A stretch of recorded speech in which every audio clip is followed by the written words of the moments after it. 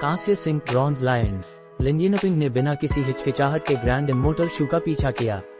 एक endless sky sentence के रूप में उसे किसी भी कीमत पर पवित्र जानवर के अवतार होली बीस्ट इनकार्नेशन को बचाना था। गेत्यानहाओ और अन्य 2 संप्रदाय के एल्डर्स अनिश्चित भावों के साथ खड़े थे। दुष्ट मार्ग डेविल डॉग से संबंधित लोगों में अक्सर एकता की भावना की कमी होती थी। वे बिना किसी हिचकिचाहट के हमला करने का कारण ये था कि उन्हें ऐसा लाभ हासिल था। लेकिन चूंकि जायन के पास इतना शक्तिशाली खजाना था, उन्होंने फिलहाल दूसरों को मार्ग दिखाने का फैसला किया। हालांकि ग्रैंड इमोर्टल शू ने उन्हें आश्वस्त किया था कि जायन ऐसा हमला केवल एक बार ही करने में सक्षम था, लेकिन इसके विपरीत भी संभावना थी। अगर वह शक्ति खींचने की कोई तकनीक का उपयोग करके पंखे का उपयोग लगातार कई बार करने में सक्षम था, तो वे अपना बचाव नहीं कर पाएंगे।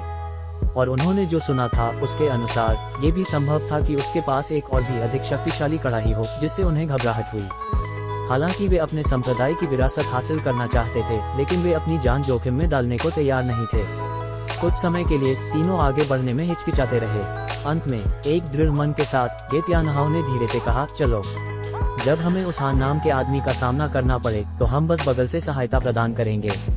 जब तक हम तेजी से काम करें और पंखे से बच जाएं, कोई समस्या नहीं होनी चाहिए। उसके बगल में खड़े 2 बूढ़े काले वस्त्र वाले पुरुष एक क्षण के लिए रुके, लेकिन अंत में सिर हिलाकर सहमत हो गए।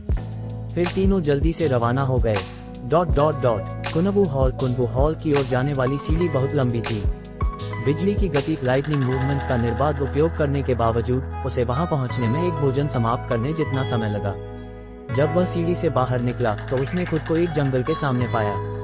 लेकिन सच्चाई में इसमें पेड़ नहीं, बल्कि विभिन्न चौड़ाई के 10 मीटर ऊंचे स्तंभ थे। इन पत्थर के स्तंभों को अद्भुत सटीकता से तराशा गया था और उन पर कुछ तांत्रिक अक्षर टैलिस्मैन कैरेक्टर्स मंद प्रकाश में चमक रहे थे। ये स्पष्ट था कि वे एक विशाल सरणी ह्यूज फॉर्मेशन का हिस्सा थे। हालांकि जो व्यवस्थित प्रदर्शन होना चाहिए था, वह पूरी तरह से अव्यवस्था में था।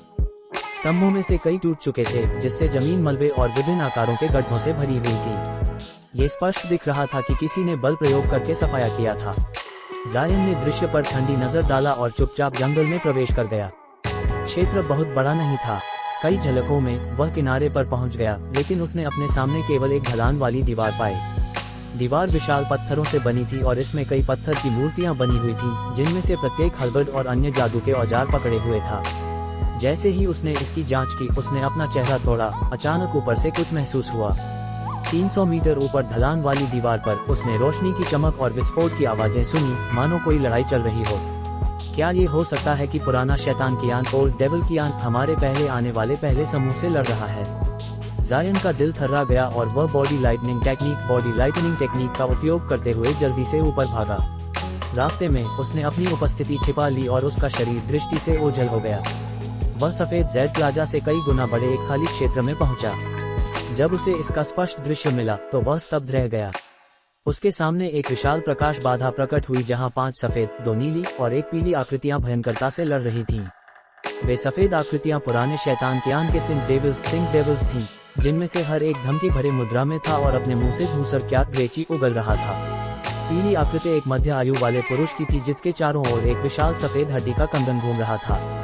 जब भी धूसर क्या इसकी सतह से टकराती तो ये पीली रोशनी के साथ इसे दूर बहा ले जाता, मानो यह मौजूद ही नहीं थी। वह अपने दोनों हाथों से एक लाल पीली उड़ने वाली तलवार को नियंत्रित कर रहा था। 5 सिंह डेविल्स के हमले को पूरी ताकत से रोक रहा था। जहां तक नीली आकृतियों का सवाल था, वे 2 कांस्य सिंह ब्रॉन्ज लायंस थे जो 3 मीटर लंबे थे। वे निरंतर सिंह डेविल्स पर झपटते और उनसे उलझते थे और बिजली की गति से चलते थे। हर बार जब वे अपना मुंह खोलते तो एक कटोरी जितनी मोटी नीली किरण निकलती, जो बहुत विनाशकारी शक्ति लिए होती। हालांकि पहले 2 ने कांस्य सिंहों की दूरी के हमलों पर ज्यादा ध्यान नहीं दिया, लेकिन वे दोनों ने सिंहों को करीब आने से बचने का बहुत प्रयास किया। लेकिन अगर वे समय पर उनसे बच नहीं पाते तो वे अस्थायी रूप से लड़ाई छोड़कर इन मूर्तियों पर भयंकर हमला करते। हालांकि कांस्य सिंह नुकसान से अभेद्य प्रतीत होते थे। चाहे धूसर क्या हो या तलवार के प्रहार, उनके शरीर से निकलने वाली नीली रोशनी किसी भी हमले का बिना किसी जोखिम के विरोध करती थी। मंच के चारों ओर सफेद प्रकाश की बाधा वास्तव में अजीब थी। इसकी सतह पर कभी कभी चांदी की बिजली चमकती थी और जब कभी कुछ पास आता तो ये गरजने की आवाज करती और बिजली की बौछार छोड़ती।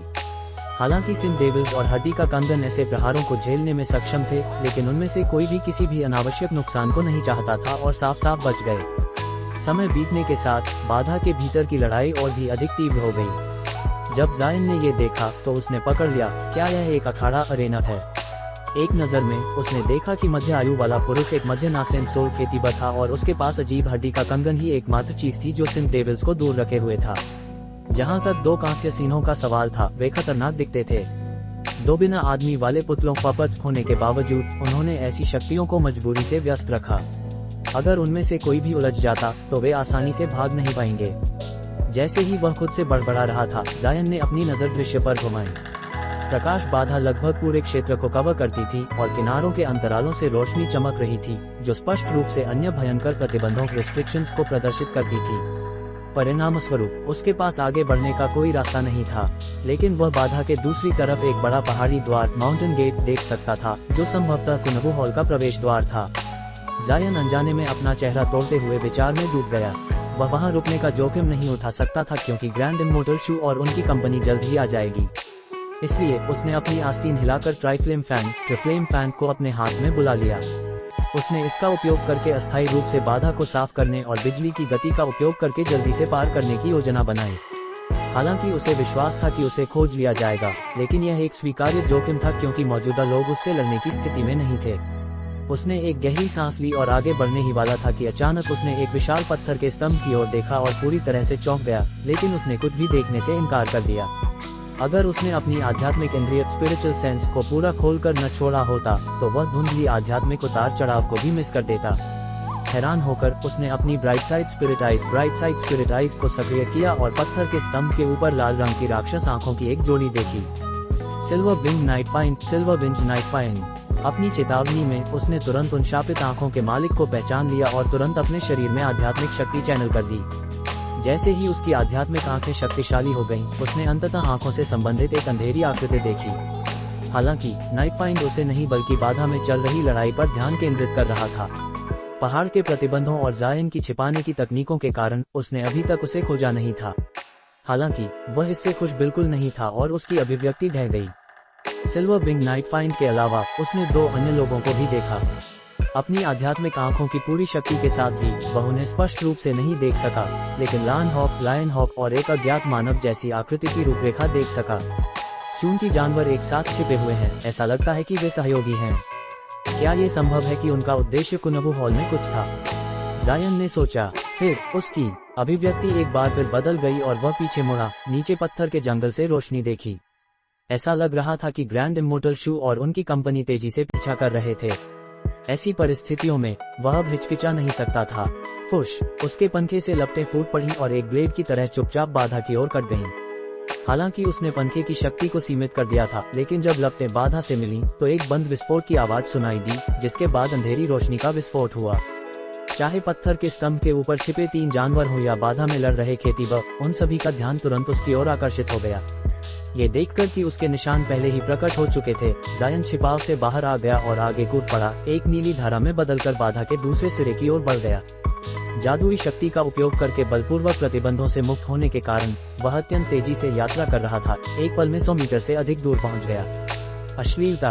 पुराने शैतान कियान ने क्रोध से चिल्लाया और उसके 3 डेविल्स धुंधले होकर दृश्य से गायब हो गए। एक पल में वे अजीब तरह से जायन के सामने प्रकट हो गए और बर्फीली हरी आंखों से उसे घूरने लगे। दूर हो जाओ, जायन ने भयंकरता से चिल्लाया। एक ताली की गरज के साथ बिजली का एक घना बोल्ट आगे की ओर चला गया। हवा में मुड़कर एक सुनहरे बार ड्रैगन गोल्डन फ्लड ड्रैगन का रूप ले लिया। दिव्य देव विनाशक बिजली डिवाइन डेविल बेन लाइटनिंग। जब पुराने शैतान कियान ने ये देखा तो वह गुस्से से चिल्लाया। 3 अवतारों इनकार्नेशंस ने उसे रोकने के लिए जो काली क्या छोड़ी थी, वह बिना किसी प्रतिरोध के भंग हो गई।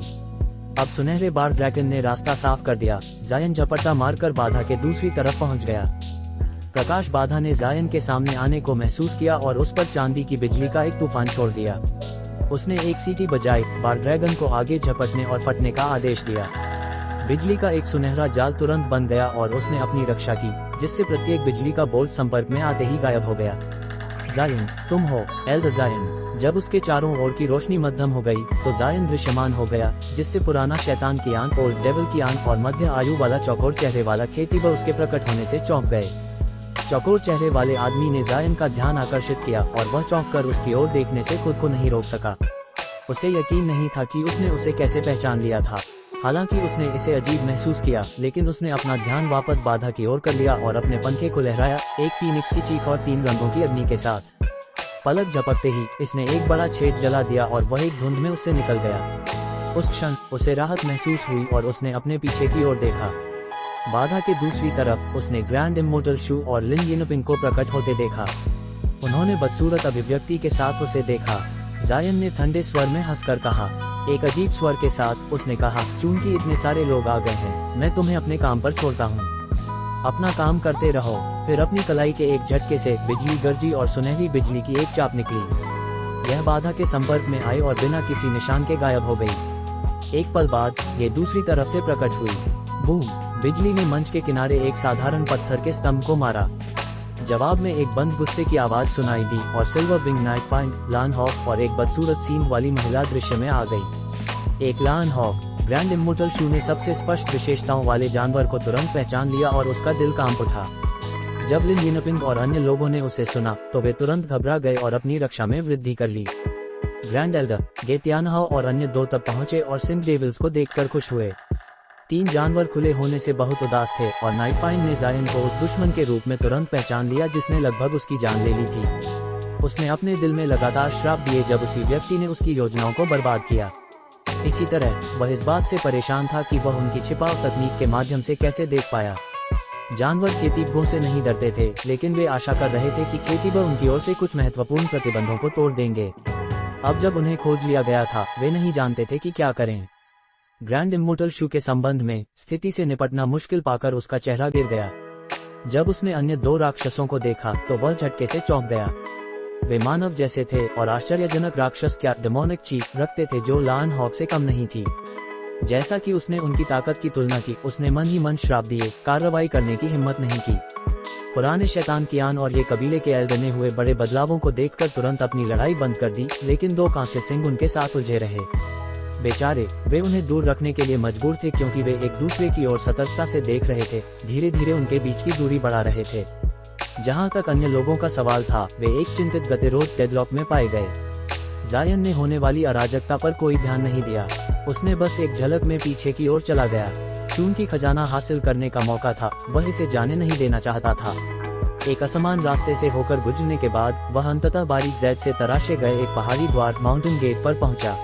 द्वार काफी विचित्र था। उनकी तरफ विशाल एकल पेड़ों की 2 पंक्तियां थीं और कुछ भी नहीं था।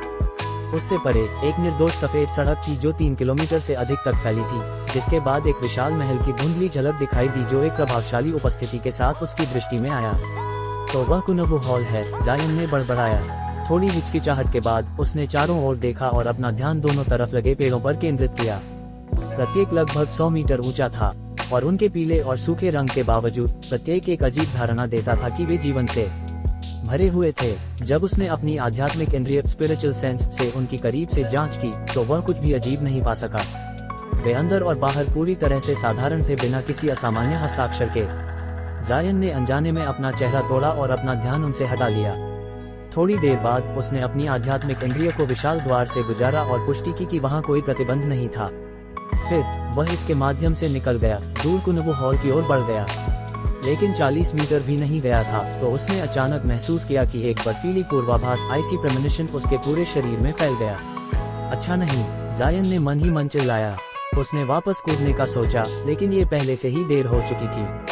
उसने अचानक महसूस किया कि उसके शरीर पर एक विशाल दबाव, एनॉर्मस प्रेशर पड़ा और उसके घुटने मुड़ गए क्योंकि उसे जमीन पर गिरा दिया गया।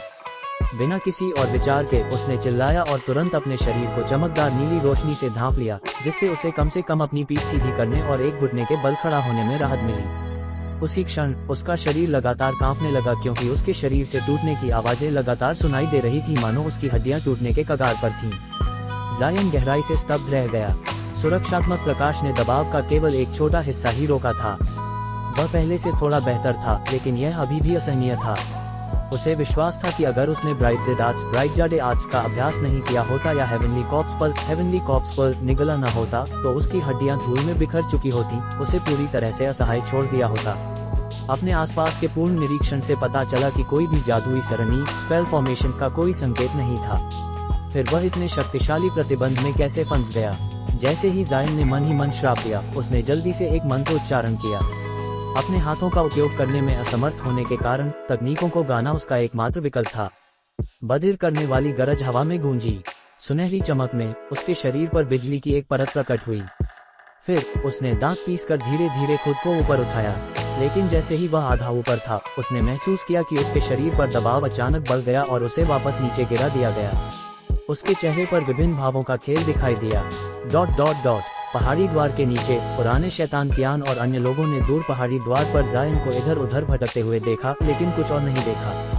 खजाने के प्रलोभन के भारी दबाव के कारण उनमें अब कोई संयम नहीं बचा था। जानवर, तुम मौत के भागी हो, मैं तुम्हारे साथ कर चुका। पुराने शैतान कियान ने बाधा के भीतर से क्रोध से चिल्लाया। फिर सिंह डेविल्स एक साथ मिलकर एक 10 मीटर ऊंची आकृति बन गए। फिर उसने अचानक अपनी भुजा को पीछे की ओर फेंका। एक धुंध में उसकी भुजा एक अजगर पाइथन में बदल गई और अपने पीछे से हमला करने वाले कांस्य सिंह के मुंह में कूद पड़ी। इसके बाद अजगर आकृति के शरीर से अलग हो गया और प्रकाश का एक विशाल गोला बन गया, जिसने सिंह को पूरी तरह से ढांप लिया। यह अपने मुंह से प्रकाश का एक स्तंभ छोड़ने का प्रयास करता था, लेकिन इसकी गतिविधियां पूरी तरह से प्रतिबंधित हो गईं। एक तरफ चौकोर चेहरे वाले खेतीबर ने अपने पास विशाल हड्डी के कंगन की ओर इशारा किया। यह अचानक चमकदार प्रकाश से चमक उठा और असंख्य पीली प्रतियों में बदल गया। एक जादुई मुहर स्पेल सील के सक्रिय होने के साथ वे सभी दृश्य से धुंधली होकर कांस्य सिंह के ऊपर प्रकट हो गए। परिणाम स्वरूप अनगिनत कंगन नीचे गिरे और उसे पूरी तरह से बांध दिया, जिससे वह जमीन पर गिरने के लिए मजबूर हो गया। हालांकि उसने अब पुतले पपट पर ध्यान केंद्रित नहीं किया और उदासीन भाव से विशाल आकृति की ओर ध्यान दिया। पुराने शैतान कियान ने ठंडे स्वर में कहा, ओवरफ्लोइंग स्काई ब्रेसलेट अपनी प्रतिष्ठा के लिए लायक है। अफवाह है कि यह प्राचीन शाइनिंग मून ब्रेसलेट की एक प्रतिकृति है। मुझे कभी इसकी शक्ति को सत्यापित करने का मौका नहीं मिला। मेरे अब तक के अवलोकन से यह अन्य डिवाइन स्पिरिट ट्रेजर प्रतिकृतियों से कम शक्तिशाली नहीं होना चाहिए। चौकोर चेहरे वाले खेतीबर ने ठंडा स्वर दिया और द्वार की दिशा में देखा। इस कंगन के बिना मेरी रक्षा, मुझे डर है कि तुमने मुझे अब तक मार दिया होता। हालांकि अगर हम लड़ते रहे तो खजाना उस युवक द्वारा ले लिया जाएगा जो अभी हमें पार कर गया। अगर कुनबू हॉल के प्रतिबंध इतनी आसानी से नष्ट किए जा सकते तो क्या तुम पहले ही अंदर नहीं जा चुके होते? इसके अलावा मैं यहाँ से उसका पीछा कैसे कर सकता हूँ? पुराने शैतान कियान की आवाज ठंडी हो गई। और सबसे महत्वपूर्ण, क्या तुमने उसे एल्डर जायन नहीं कहा? क्या वह तुम्हारे कबीले का खेतीबर हो सकता है? चौकोर चेहरे वाले खेतीबर ने अपनी आंखें स्थानांतरित की और हंसते हुए कहा, ही मैं गलत था, मैं वास्तव में उसे नहीं जानता। पुराने शैतान कियान ने एक क्षण के लिए चुप होकर उसके शब्दों को सत्यापित करने का प्रयास किया। फिर उसने ठंडे स्वर में कहा, वैसे भी वह दक्षिणी आकाश का एक विदेशी है। कुनबू पर्वत की मुहर खोलने की तुम्हारी सभी योजनाओं के साथ, क्या यह आपकी योजना है कि इसका खजाना एक विदेशी के हाथों में चला जाए? क्या ये बेहतर नहीं होगा कि हम मिलकर प्रतिबंध को तोड़ें? फिर हम अपनी क्षमतानुसार कुनबू हॉल में खजाने के लिए प्रतिस्पर्धा कर सकते हैं। ठीक है, मैं सहमत हूँ।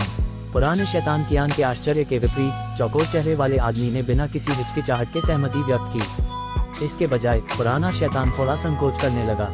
जब ग्रैंड इमोर्टल शू ने उनकी बातचीत सुनी तो उसने प्रकाश बाधा के माध्यम से दोनों की ओर निर्दयी दृष्टि से देखा और नाराजगी से कहा, आप पहले हमारे सामने मौजूद राक्षसों से निपटने के बारे में क्या सोचते हैं? अन्यथा खजाना तो बस एक सपना रह जाएगा। पुराने शैतान कियान ने ठंडे स्वर में हंसते हुए कहा, तो आप भाई शू ही होंगे। खजाने को देखने से पहले आपसी विनाश का जोखिम उठाने में मेरी कोई रुचि नहीं है। मुझे लगता है कि भले ही हम मिलकर लड़ें, उन तीन के सामने हमारे लिए हालत बहुत खराब होगी। भाई कियान का क्या मतलब है? हालांकि उनके गुटों का हमेशा अच्छे संबंध थे। ग्रैंड इमोर्टल शू का चेहरा गिर गया। सफेद आकृति ने उदासीनता से जारी रखा, चूंकि वे तब तक छिपे रहे जब तक साथी ये और मैं भयंकर युद्ध में लगे थे। उनके मन में कोई उद्देश्य होना चाहिए। अगर वे वास्तव में हमें नुकसान नहीं पहुंचाना चाहते तो कार्रवाई करने का यह एक आदर्श अवसर होगा। नाइटपाइन की आंखें हरी चमक के साथ चमकी और उसने शांत भाव से कहा, यह अच्छा है कि आप समझते हैं। चूंकि हम अब छिपे नहीं हैं, हम ये भी कह सकते हैं कि हम कुनबू हॉल में कुछ वस्तुओं के पीछे हैं। हमारा उन्हें इकट्ठा करने तक कार्रवाई करने का कोई इरादा नहीं है। सींग वाली महिला और लान हॉक चुपचाप उसके पास खड़े थे। पुराने शैतान कियान की तरह ग्रैंड इमोर्टल शू भी व्यर्थ में अपनी जान दांव पर लगाना नहीं चाहता था। कुछ सोचने के बाद वह शांत हो गया और बोला, संत और मैं आगे के खजानों में कोई दिलचस्पी नहीं रखते। हम केवल उन वस्तुओं में रुचि रखते हैं जो युवा जायन के पास हैं, और हम उन्हें हासिल करने के लिए पूरी तरह से प्रेरित हैं। बेशक अगर हमें घोस्ट शिफ्टिंग बैनर मिलता है तो हम इसे आपके संप्रदाय को वापस कर देंगे। गे तियानहाओ ने आकस्मिक रूप से कहा, उस स्थिति में हमें यहाँ लड़ने की जरूरत नहीं है। आइए पहले मिलकर प्रतिबंध को तोड़ें, अन्यथा और भी लोग आ सकते हैं। अगर हम किसी बाहरी व्यक्ति को खजाना हासिल करने देते हैं तो ये हमारा मजाक बना देगा। मौजूदा सभी बहुत अनुभवी थे और कई वर्षों से जी रहे थे, उनमें से किसी का भी किसी को मूर्ख बनाने का कोई इरादा नहीं था।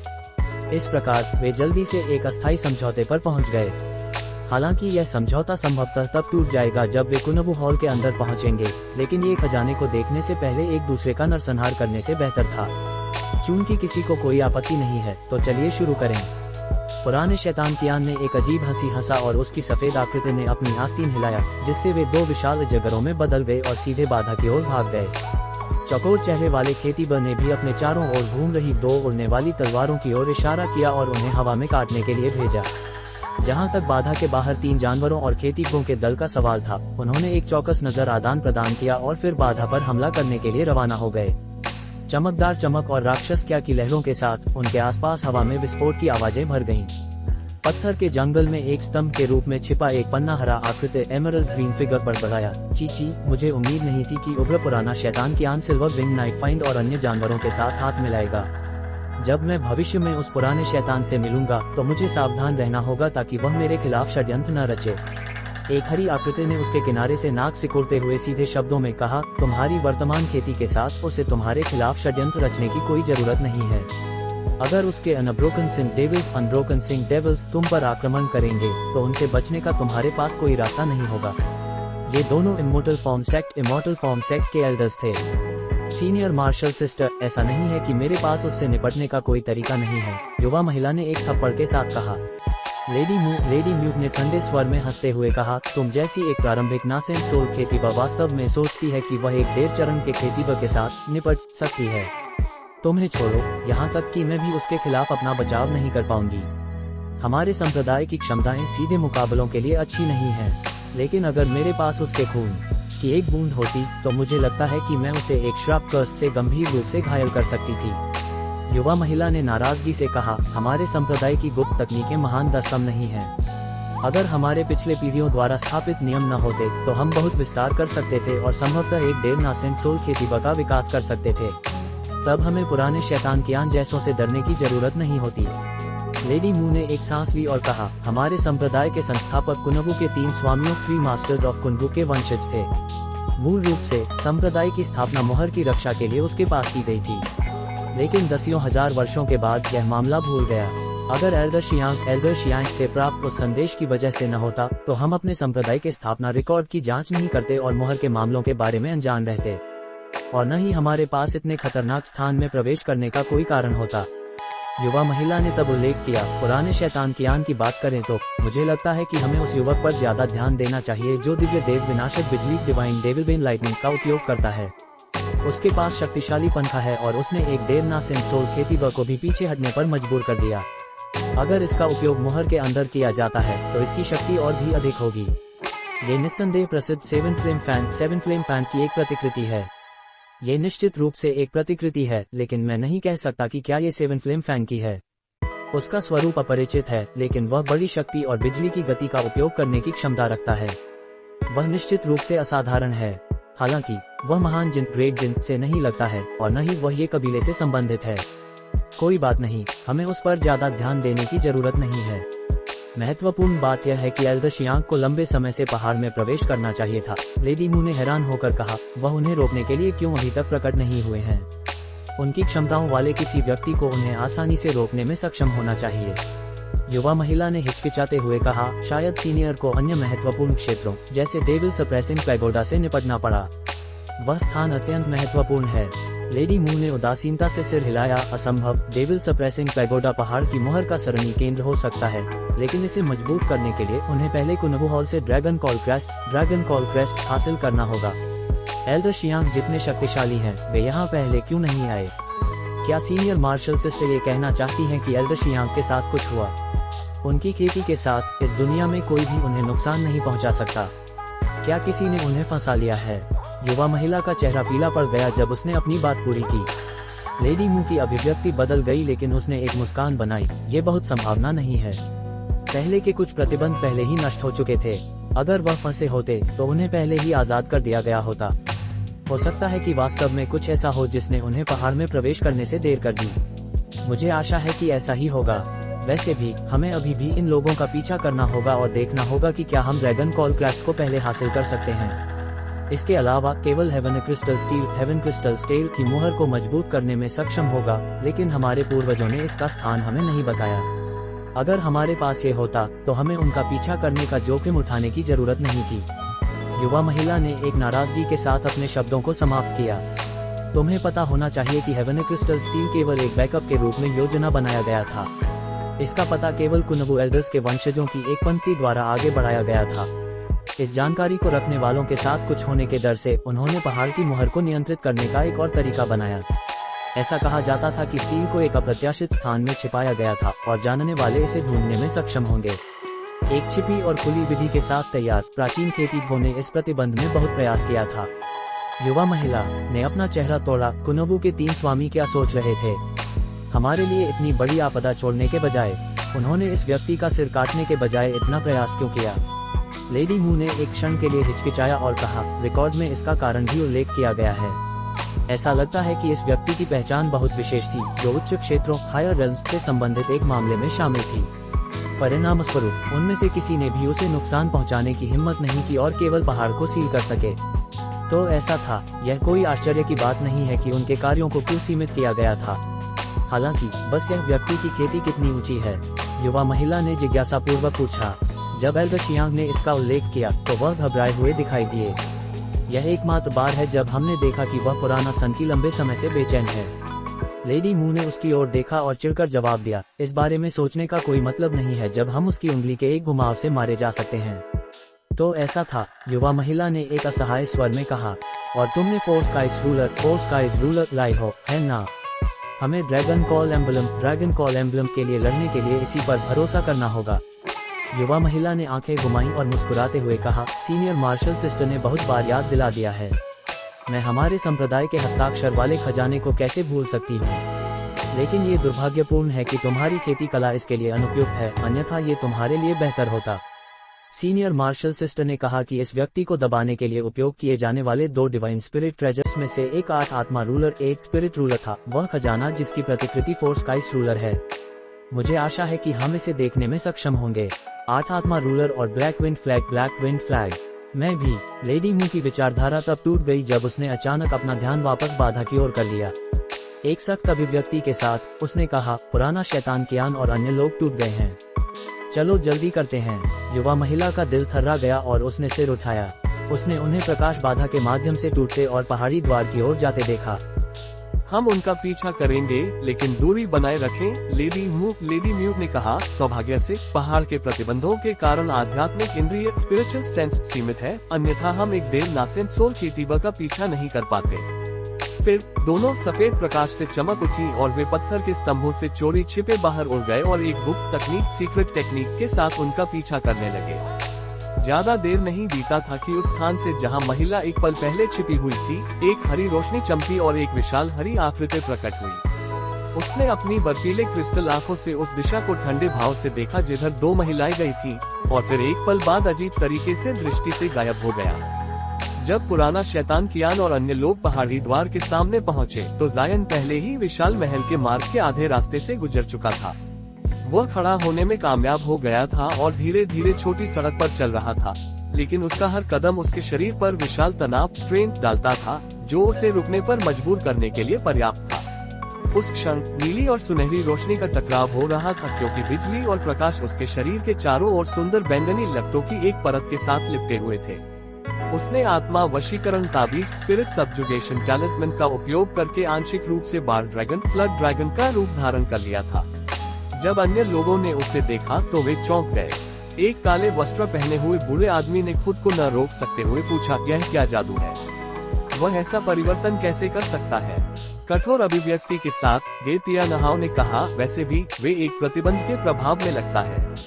इसे समाप्त करने का यह एक बेहतरीन मौका है। फिर उसने जल्दी से अपना हाथ हिलाया और एक अग्नि लाल हल्बर्ट फायर रेड हल्बर्ट छोड़ा। वह अपने हड्डी के सावर के नुकसान पर बहुत कड़वा था, जो ट्राइफ्लेम फैन के हमले से पूरी तरह से नष्ट हो गया था। अब जब एक अवसर आया तो वह इसे आसानी से जाने नहीं देना चाहता था। लेकिन जब उसका हल्बर्ट 30 मीटर दूर उड़ गया तो ये हिंसक रूप से जमीन पर दुर्घटनाग्रस्त हो गया और जमीन में एक गहरा छेद छोड़ दिया। ये स्थिर था और थोड़ा भी हिलने में असमर्थ था। क्या चौंक कर उसने जल्दी से अपनी जादुई शक्ति चैनल किया और हल्बर्ट को वापस बुलाने का आदेश दिया, लेकिन ये स्थिर रहा। जब लिन यिनपिंग ने ये देखा तो वह चिल्लाई, greater suppressive power, greater suppressive power. Silver Wing Nightfiend ने दोनों तरफ के पेड़ों की ओर एक नजर डाली और उदासीनता से कहा, वैसे ये गोल्डवेट ग्रेविटी है। मार्ग के किनारे खड़े गोल्डवेट स्पिरिट ट्रीज ने एक प्राकृतिक प्रतिबंध, नेचुरल रेस्ट्रिक्शन बना दिया है। कोई भी जो इसकी सीमा में कदम रखता है उसके शरीर पर एक विशाल बल खींचता है जिससे वह अचल हो जाता है।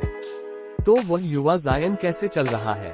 ग्रैंड इमोर्टल शू ने ठंडे स्वर में हंसते हुए जायन के पीछे के आकृति की ओर एक नजर डाली। सिल्वर विंग नाइटफाइंड ने उसे देखा और उपहास किया, क्या आप उसके परिवर्तन को नजरअंदाज कर रहे हैं?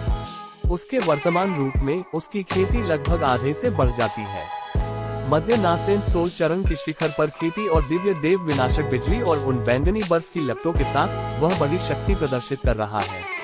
अगर आप आगे बढ़ते हैं तो मुझे संदेह है कि आप उसके जितना लंबा समय वजन का सामना नहीं कर पाएंगे। भाव शून्य होकर ग्रैंड इमोर्टल शू ने पूछा, क्या? आपके स्वर से मुझे लगता है कि आप उस युवा जायन को काफी अच्छी तरह से जानते हैं। क्या आप उसे पहचानते हैं? इससे कोई फर्क नहीं पड़ता, हमारे बीच कोई संबंध नहीं है। सिल्वर विंग नाइटफाइंड ने उसकी जांच के जवाब में मुस्कुराते हुए जवाब दिया। ग्रैंड इमोर्टल शू का स्वभाव उदासीन बना रहा, लेकिन जवाब ने उसे बहुत नाराज कर दिया।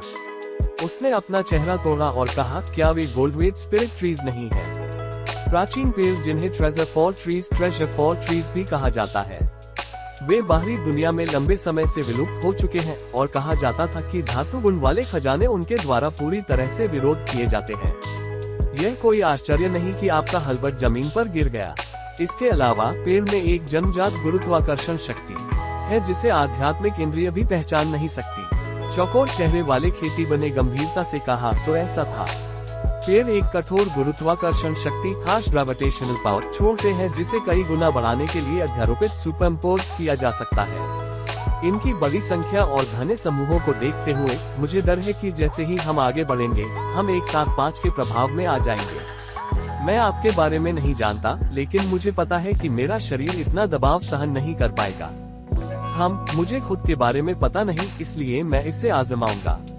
जब लिन यिनपिंग ने जायन की आकृति को धीरे धीरे आगे बढ़ते देखा तो उसकी अभिव्यक्ति गिर गई और उसने अपनी कमर पर एक आत्मा पशु थैली स्पिरिट बीस्ट पाउच पर थपथपाया, एक अजीब छिपकली लिज़र्ड को बाहर निकाला। ये घने स्केल्स से ढका हुआ था और इसके मोटे मांस के जोड़े वाले पंख थे। जाओ, लिन यिनपिंग ने चिल्लाकर दूर जायन की ओर इशारा किया। सांप ने तुरंत खुद को पीली रोशनी की एक परत से ढांप लिया और पहाड़ी द्वार के माध्यम से गोली मार दी। सभी की निगरानी में पंखों वाली छिपकली 40 मीटर तक उड़ी और फिर हल्बर्ट के ठीक बगल में टकरा गई। हालांकि छिपकली बहुत हठी थी और शक्ति के माध्यम से अपने पैरों के साथ जमीन से खुद को उठाने में कामयाब हो गई। उसी समय उसने उड़ने के प्रयास में अपने पंखों को पूरी ताकत से फड़फड़ाया। जब उसने ये देखा तो उसके चेहरे पर खुशी का एक निशान आ गया। हालांकि ये जल्द ही एक बंद विस्फोट के साथ गायब हो गया। सांप फट गया था, इसका मांस कीमा बन गया था। लिन यिनपिंग का चेहरा अविश्वास के साथ पीला पड़ गया। ये कैसे संभव है? क्या दबाव वास्तव में इतना प्रचंड है? उसने एक ऐसे दबाव को सहन करने के लिए क्या किया जिसे मेरी छिपकली भी नहीं सह सकी? इस पर विचार न करें, पुराने शैतान कियान ने शांत भाव से कहा। मैं उसके शरीर से एक हल्की राक्षस क्या महसूस करने में सक्षम हूँ। उसने किसी प्रकार की गुप्त तकनीक का उपयोग किया था ताकि अस्थायी रूप से एक राक्षस जानवर की ताकत का स्वामित्व कर सके। इसी कारण उसका शरीर अनुचित रूप से मजबूत हो गया। हालांकि ये स्पष्ट है कि उसकी क्षमताएं काफी उत्कृष्ट हैं। बिना किसी जादुई खजाने के वो 3 अलग अलग प्रकार की शक्तियों का उपयोग कर रहा है, एक ऐसा कारनामा जो मैं करने में सक्षम नहीं हूँ। उसके शब्दों के साथ लिन यिनपिंग को अचानक समझ आया, ऐसी तकनीकों के साथ उसे पाखंडी मार्गों हेरेटिकल डाउस का बहुत ज्ञान होगा। बकवास बंद करो, सींग वाली महिला ने अधीरता से फटकारा। बोलते रहो और वे पहले ही कुनबू हॉल के अंदर होंगे। उसकी आवाज एक टूटी हुई घंटी ब्रोकन गॉन्ग की तरह कठोर और अप्रिय थी। चिंता मत करो, ग्रैंड इमोर्टल शू ने शांत भाव से कहा, हॉल के प्रतिबंध सड़क तक सीमित नहीं है। निश्चित रूप से वहाँ और भी दमनकारी प्रतिबंध उसका इंतजार कर रहे हैं। चूंकि हम पेड़ों के मूल के बारे में जानते हैं, इसके माध्यम से तोड़ना बहुत मुश्किल नहीं होना चाहिए। बस हमें धातु गुण सामग्री रहित जादुई खजानों का उपयोग करना चाहिए। हम आसानी से इससे गुजर सकते हैं। क्या यह इतना आसान है? सींग वाली महिला ने संदिग्ध भाव से कहा। गोल्डवेट दबाव केवल उस व्यक्ति पर प्रभावी है जो अनजाने में फंस जाता है। हमारे लिए इससे कोई फर्क नहीं पड़ना चाहिए, ग्रैंड इमोर्टल शू ने कहा। उसने अपनी भुजा उठाए और एक छोटी पीली तलवार छोड़ी, बिना किसी रास के निकटतम पेड़ पर हमला किया। एक विशाल धमाका हुआ और उनके चारों ओर के पेड़ों से हल्की सुनहरी चमक चमकी। उड़ने वाली तलवार ने एक निशान छोड़ा, लेकिन ये पेड़ को काटने के करीब भी नहीं था। ये ग्रैंड इमोर्टल शू आश्चर्य से चिल्लाया। ऐसा लगता है कि साथी शू भूल गए हैं कि गोल्डवेट स्पिरिट ट्रीज पहले से ही धातु की तरह कठोर थे और कुनबु पहाड़ की आध्यात्मिक क्या से अनगिनत वर्षों के पोषण के साथ वे उम्मीद से कहीं अधिक हैं। मुझे डर है कि इन पेड़ों को नष्ट करना एक आसान काम नहीं होगा और हमें काफी समय लगेगा। आइए उन पर एक साथ हमला करें। पुराने शैतान कियान के समाप्त होने के बाद उसकी विशाल सफेद आकृति ने अपना मुंह खोला और एक सफेद क्रिस्टल गोला व्हाइट क्रिस्टल ऑफ फूका। जैसे ही यह हवा में घूमा, यह एक विशाल पेड़ से टकरा गया। गे त्यानहा और अन्य लोगों ने एक त्वरित नजर आदान प्रदान किया और फिर विभिन्न लकड़ी और जैद के खजाने निकालकर अपने दोनों तरफ के पेड़ों पर हमला किया। एक समय के लिए विभिन्न रंगों की रोशनी चमकी, जिससे दोनों तरफ से कई पेड़ गिर गए।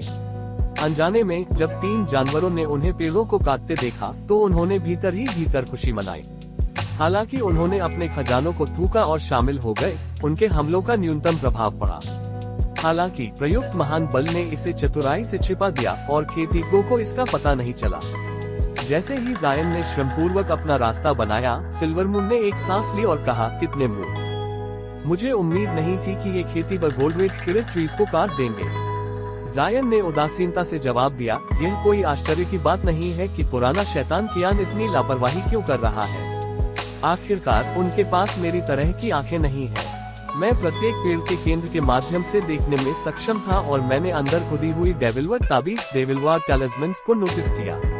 अगर तुमने मुझे चेतावनी न दी होती तो मैं भी कुछ भी अजीब नहीं देख पाता। किसने सोचा होगा कि प्राचीन लोग पेड़ के अंदर एक ताबीज खोद देंगे। सिल्वरमून ने एक क्षण के लिए हिचकिचाहट का सामना किया और पूछा, उस स्थिति में 3 राक्षस बिना किसी प्रतिरोध के हॉल तक पहुंच सकेंगे। क्या हमें उन्हें चेतावनी नहीं देनी चाहिए? जायन मुस्कुराया, चेतावनी देने की क्या बात है। ये कबीले के खेतीवर को छोड़कर अन्य सभी राहगीर हैं, इसलिए यह अच्छा है कि उन 3 ने उन्हें रोकने के लिए आए हैं। और अगर इसमें इतना समय न लगता तो मैंने भी पेड़ों को काट दिया होता। सिल्वरमून हंसी और बोली, क्या? हालांकि मालिक जल्द से जल्द हॉल में प्रवेश करें। आप बिना किसी नुकसान के भाग सकेंगे। बाद में हम बस छिपकर समाप्त होने का इंतजार कर सकते हैं। ऐसा होना अच्छा होगा कि सब सुचारू रूप से हो। हालांकि हम इसे एक समय में एक कदम उठाकर ही ले सकते हैं, जायन ने उदासीनता से जवाब दिया। उस क्षण पीछे से एक विशाल विस्फोट की आवाज सुनाई दी। उसे तुरंत पता चला कि यह गिरे हुए गोल्डवेट स्पिरिट ट्री की आवाज थी, लेकिन वह थोड़ा भी घबराया नहीं क्योंकि वह कुनबु हॉल से केवल 100 मीटर दूर था। इसके विशाल द्वार के सबसे ऊपर उसे पहले से ही एक अजीब बोर्ड दिखाई दे रहा था, जो न तो धातु से बना था और न ही लकड़ी से। स्पष्ट सुलेख और प्राचीन सुनहरी लिपि में कुनबु हॉल गर्व से उस पर खड़ा था। जायन ने एक सांस ली और हिचकिचाने के बाद अपनी आस्तीन से एक जैद बोतल निकाला और अपने मुंह में मिरियड ये स्पिरिट मिल्क की एक बूंद डाल दी। गोल्डवेट ग्रेविटी का विरोध करने से उसका शरीर सूख गया था। स्पिरिट मिल्क के साथ उसकी शक्ति एक पल में फिर से भर गई, जिससे नीली रोशनी, सुनहरी बिजली और बैंगनी लपटें फलने फूलने लगी। जल्द ही उसने महल के फाटक की ओर अपनी गति तेज कर दी। ... डेविल सप्रेसिंग पैगोडा की 7वीं मंजिल पर एक स्पष्ट विस्फोट की आवाज सुनाई दी। बड़े सिर वाले सनकी व्यक्ति के दल को रोकने वाली क्रिस्टल की दीवार उनके लगातार हमलों के बाद अंततः गिर गई। इससे निकले टुकड़े धीरे धीरे गायब हो गए। ये दीवार बौद्ध बुद्धिस्ट सैंक्चुरी सेक्ट के हस्ताक्षर वाले खजाने के योग्य है। इसने हमें काफी समय तक रोके रखा। चलिए आगे बढ़ते हैं। ऐसा कहते हुए सनकी व्यक्ति ने हाथ लहराया और एक चमकती हुई छोटी चांदी की तलवार को वापस अपने वस्त्रों में बुला लिया। पुराने ये कबीले के एल्डर ने अपना सफेद जेड रूलर रखा और चिंतित होकर बोला, इतने लंबे समय के बाद क्या सेक्रेड पॉइजन सेक्ट ने पहले ही खजाना हासिल कर लिया होगा। चिंता मत करो, एल्डर डेविल ने शांत भाव से आश्वस्त किया, भले ही उन्होंने कर भी लिया हो तो भी वे इसे तुरंत उपयोग नहीं कर सकते। हम इसे उनसे छीन सकते हैं। बिल्कुल, यही मेरी योजना है। बड़े सिर वाले सनकी व्यक्ति ने हृष्ट पुष्ट हंसी और फिर 7वीं मंजिल के माध्यम से रास्ता बनाया। पुराने ये कबीले के एल्डर ने सिर हिलाया और सूखी मुस्कान के साथ उनका पीछा किया। पलक झपकते ही तीनों पत्थर की सीढ़ियों से नीचे उतर गए और 2 सरणियों फॉर्मेशंस वाले एक पत्थर के कमरे में पहुंच गए। उन्होंने एक काली और एक सफेद लघु दूरी की टेलीपोर्टेशन सरणी देखी। तीनों सेक्रेड पॉइजन सेक्ट के एल्डर्स की तरह ही आश्चर्यचकित थे, लेकिन जब एल्डर डेविल ने काली सरणी पर अपनी नजर केंद्रित की तो उसके चेहरे पर खुशी का भाव आया। बूढ़े आदमी ने बड़बड़ाया, यहाँ 2 टेलीपोर्टेशन सरनियां कैसे हो सकती है? कौन सी 8वीं मंजिल की ओर जाती है? चून की सफेद सरणी के हाल ही में उपयोग से अवशिष्ट आध्यात्मिक या स्पिरिचुअल ची के उतार चढ़ाव बाकी था, उसकी नजर उसी की ओर थी। एल्डर डेविल ने काली सरणी को घूरते हुए एक अजीब स्वर में कहा, चुनने की कोई आवश्यकता नहीं है, इसका उपयोग करें। वाह, लेकिन सेक्रेड पॉइजन सेक्ट के एल्डर्स। जैसे ही बूढ़े आदमी ने विरोध करने की सोचा, एल्डर डेविल ने बिना किसी हिचकिचाहट के अचानक अपनी आस्तीन हिलाई। एक जेट काला दुष्ट बाजू डेविल आर्म तुरंत इसमें से निकला और बूढ़े आदमी के सिर को पकड़ लिया, इससे पहले कि वह ये भी समझ पाता कि क्या हो रहा था। आह! बूढ़े आदमी ने डर के मारे चीख मारी, इससे पहले कि उसका सिर नष्ट हो गया, उसका खून और दिमाग एक कुचले हुए तरबूज की तरह चारों ओर बिखर गया। हालांकि उसके हमले यही खत्म नहीं हुए। इसके बाद उसने पिचकाली दुष्ट लपटों डेविल फ्लेम्स की आई धारा थूकी, जिसने सिर के बिना शरीर को ढांप लिया। इससे पहले कि जलने की आवाज भी सुनाई दे, इसे धुएं के धागों में बदल दिया। बूढ़े आदमी के शरीर के राख में बदलने के साथ लपटों से एक सफेद नासेंट सोल प्रकट हुआ। वह एक सफेद जेड रूलर लिए हुए था और उसके चेहरे पर आतंक के भाव थे। 7वें चाचा, मुझे बचाओ। नासेंट सोल ने रूलर में अपनी सारी आध्यात्मिक शक्ति डाल दी और बड़े सिर वाले सनकी व्यक्ति से चिल्लाया। काली लपटें जो उसे घेरे हुए थी, वे तत्काल गति को रोक रही थी। हालांकि एक अजीब दृश्य हुआ। सनकी व्यक्ति ने बस भाव शून्य होकर बूढ़े आदमी के नासेंट सोल को लपटों के खिलाफ कड़वा संघर्ष करते हुए देखा और थोड़ा भी नहीं हिला। परिणाम स्वरूप नासेंट सोल केवल एक क्षण और टिक पाया, इससे पहले कि लपटें इसे तोड़ने लगी। चीखें बूढ़े आदमी के नासेंट सोल से निकली, जो दुष्ट अग्नि डेविल फायर में समा गया। दुर्भाग्य से वह अपनी मौत से इनकार कर रहा था, अंतिम क्षण तक और पूर्ण नाराजगी के साथ गुजर गया। अंततः सनकी व्यक्ति ने चिढ़ के साथ शांत भाव से कहा, अभी क्यों? क्या तुमने नहीं कहा था कि तुम अंतिम स्तर पर हमला करोगे? एल्डर डेविल ने सनकी व्यक्ति की ओर एक नजर डाला और जवाब दिया, मैंने मूल रूप से माना था कि वह अंतिम मंजिल पर होगी, लेकिन मैंने पहले ही उसकी आभा महसूस कर ली है। बूढ़े आदमी की उपस्थिति एक अपमान होगी। क्या तुम्हें उस पर अफसोस है? एक पल की चुप्पी के बाद सनकी व्यक्ति ने एक जटिल अभिव्यक्ति दिखाते हुए कहा, एक जूनियर के लिए क्या पछतावा। आह, साथी ताओ, पर तुम्हारी सोच बहुत अच्छी है। जब तक हम पवित्र पूर्वज सेक्रेड एंसेस्टर के अवतार को बचाने में सक्षम हो, पूर्वज एक गुप्त तकनीक का उपयोग करके तुम्हारे शरीर में दुष्ट या डेविलिश ची का संचार करेंगे। तुम्हारी योग्यता के साथ देवता परिवर्तन चरण डेटी ट्रांसफॉर्मेशन स्टेज तक बढ़ने की बहुत संभावना है। सनकी व्यक्ति ने नाक सिकोड़ा और उसकी नजर चमकी, अगर ये तथ्य न होता कि मेरे जीवन का अंत निकट है, तो मैं तुम जैसे एक दुष्ट के लिए अपने कबीले के साथ विश्वासघात नहीं करता। एल्डर डेविल ने अपने होठ मोड़ा और तिरस्कार पूर्वक कहा, दुष्ट, अगर संचार सफल होता है तो तुम बाद में हमारी पवित्र जाति के सदस्य बन जाओगे। हमारे क्षेत्र में बहुत से मनुष्य हैं जो परिवर्तित हो गए हैं। हिचकिचाने की कोई आवश्यकता नहीं है। बकवास बंद करो, जल्दी करो, किसी भी गलती का मौका न दो। सनकी व्यक्ति फिर टेलीपोर्टेशन सरणी के अंदर खड़ा हो गया। एल्डर डेविल ने उपहास किया और उसके साथ अंदर चला गया। फिर एक चमक में दोनों बिना किसी निशान के गायब हो गए। जल्द ही वे एक समान सरणी में पहुंचे, लेकिन चमकती हुई काली रोशनी और मंद आसपास के वातावरण वाले क्षेत्र में थे। यह जब सनकी व्यक्ति चक्कर से उबरा तो उसने हैरानी से चारों ओर देखा। साथी ताओ को आसमान की ओर भी देखना चाहिए, एल्डर डेविल उत्साहित स्वर में बोला। सनकी व्यक्ति ने जल्दी से अपना सिर ऊपर किया और परिणाम स्वरूप चौंक गया। उसके 300 मीटर ऊपर आध्यात्मिक प्रकाश के साथ चमकते हुए विभिन्न प्रतिबंध घने थे। बिल्कुल केंद्र में एक छोटे पहाड़ जैसी चीज वहां तैर रही थी। मोटी काली जंजीरें इसके चारों ओर लिपटी हुई थी और इसके ऊपर अनगिनत प्रतिबंध लगाए गए थे। पास में पीली रोशनी देने वाले दर्पण चमक रहे थे, जो काले द्रव्यमान के चारों ओर एक विशाल जाल बना रहे थे। जब उसकी आंखें वहां एक काली आकृति पर पड़ी, तो सन की व्यक्ति ने तेजी से सांस ली। उसने 300 मीटर से अधिक लंबा एक 2 सिर वाला भेड़िया देखा। हालांकि उसका शरीर प्रतिबंधों से घिरा हुआ था, लेकिन उसके फर से चांदी की रोशनी चमक रही थी, मानो वह चांदी का था। एक सामान्य नश्वर के लिए भेड़िया एक देवता जैसा दिखाई देता, लेकिन ये काफी अजीब था कि उसका एक सिर चांदी सफेद रंग का था, लेकिन दूसरा चमकदार काला था, जिस पर हल्की स्याही जैसी क्या की परत थी, और उसका बैंगनी सींग बर्फ के साथ उसके सिर के ऊपर रखा था। अभी के लिए दोनों सिर पूरी तरह से सुस्त थे, मानो शाश्वत नींद में थे। क्या ये वह पवित्र पूर्वज का अवतार है जिसका तुमने जिक्र किया था? हाँ, ये पवित्र पूर्वज युआन चा, सेक्रेड एंसेस्टर युआन चा का अवतार है, जो पवित्र क्षेत्र होली रेल्म में शक्ति में शीर्ष 5 में से एक है।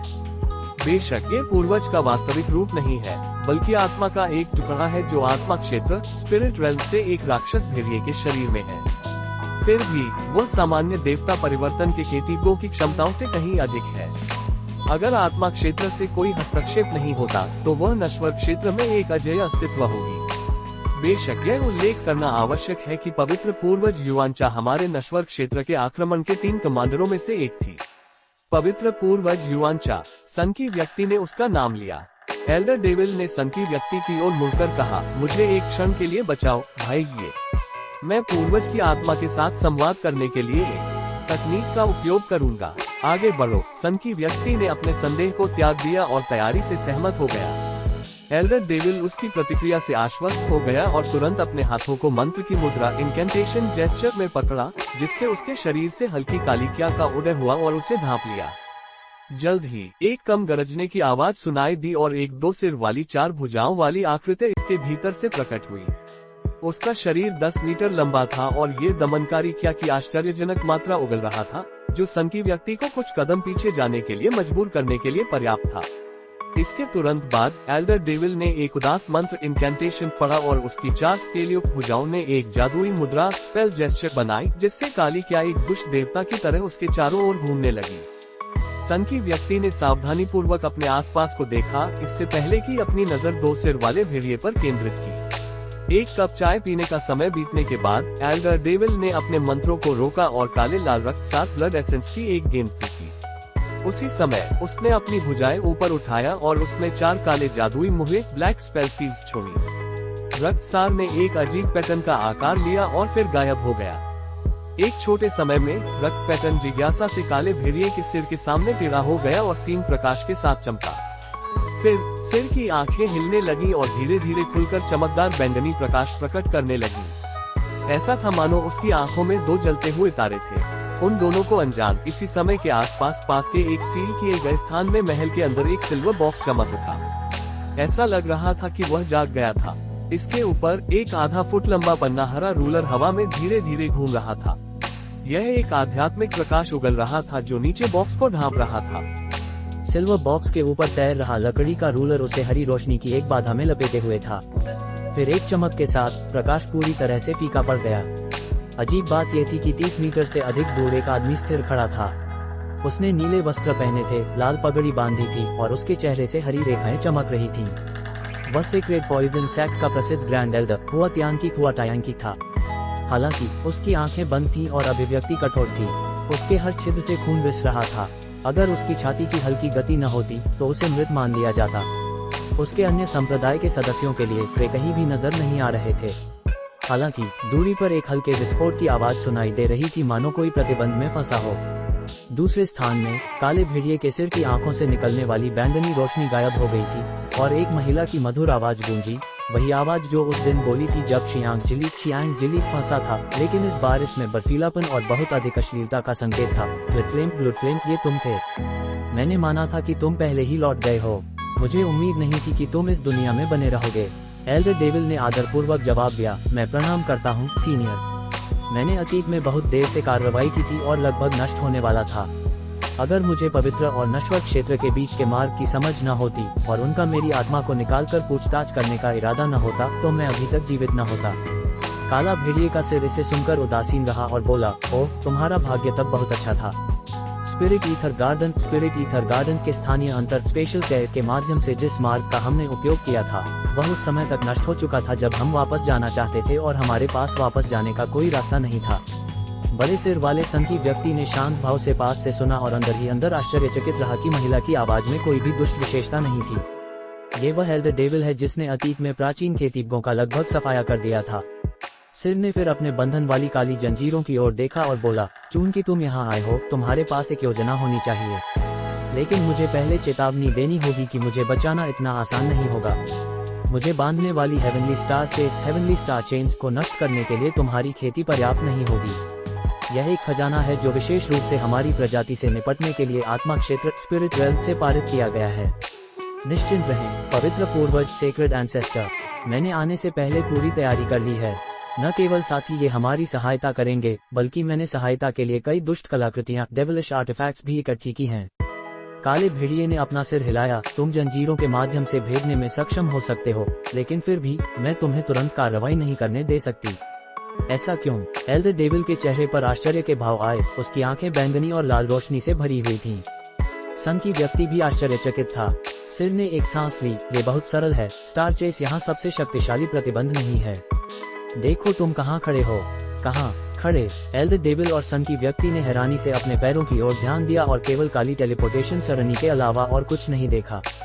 सिर ने अपनी अभी भी सो रही चांदी के भेड़िए के सिर की ओर गंभीर अभिव्यक्ति के साथ देखा। क्या तुम्हें लगता है कि मैं अपनी इच्छानुसार यहाँ से जा सकती हूँ?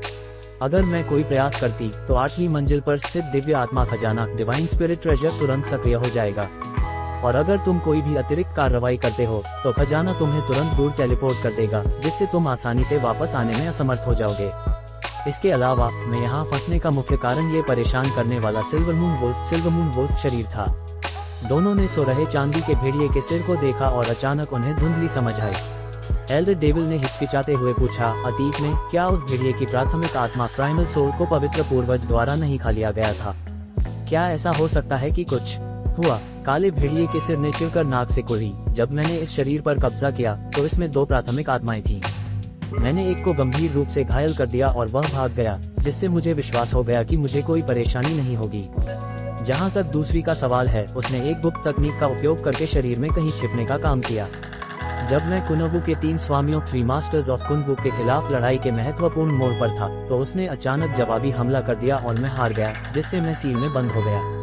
2 प्राथमिक आत्माएं, एक शरीर में 2 आत्माएं।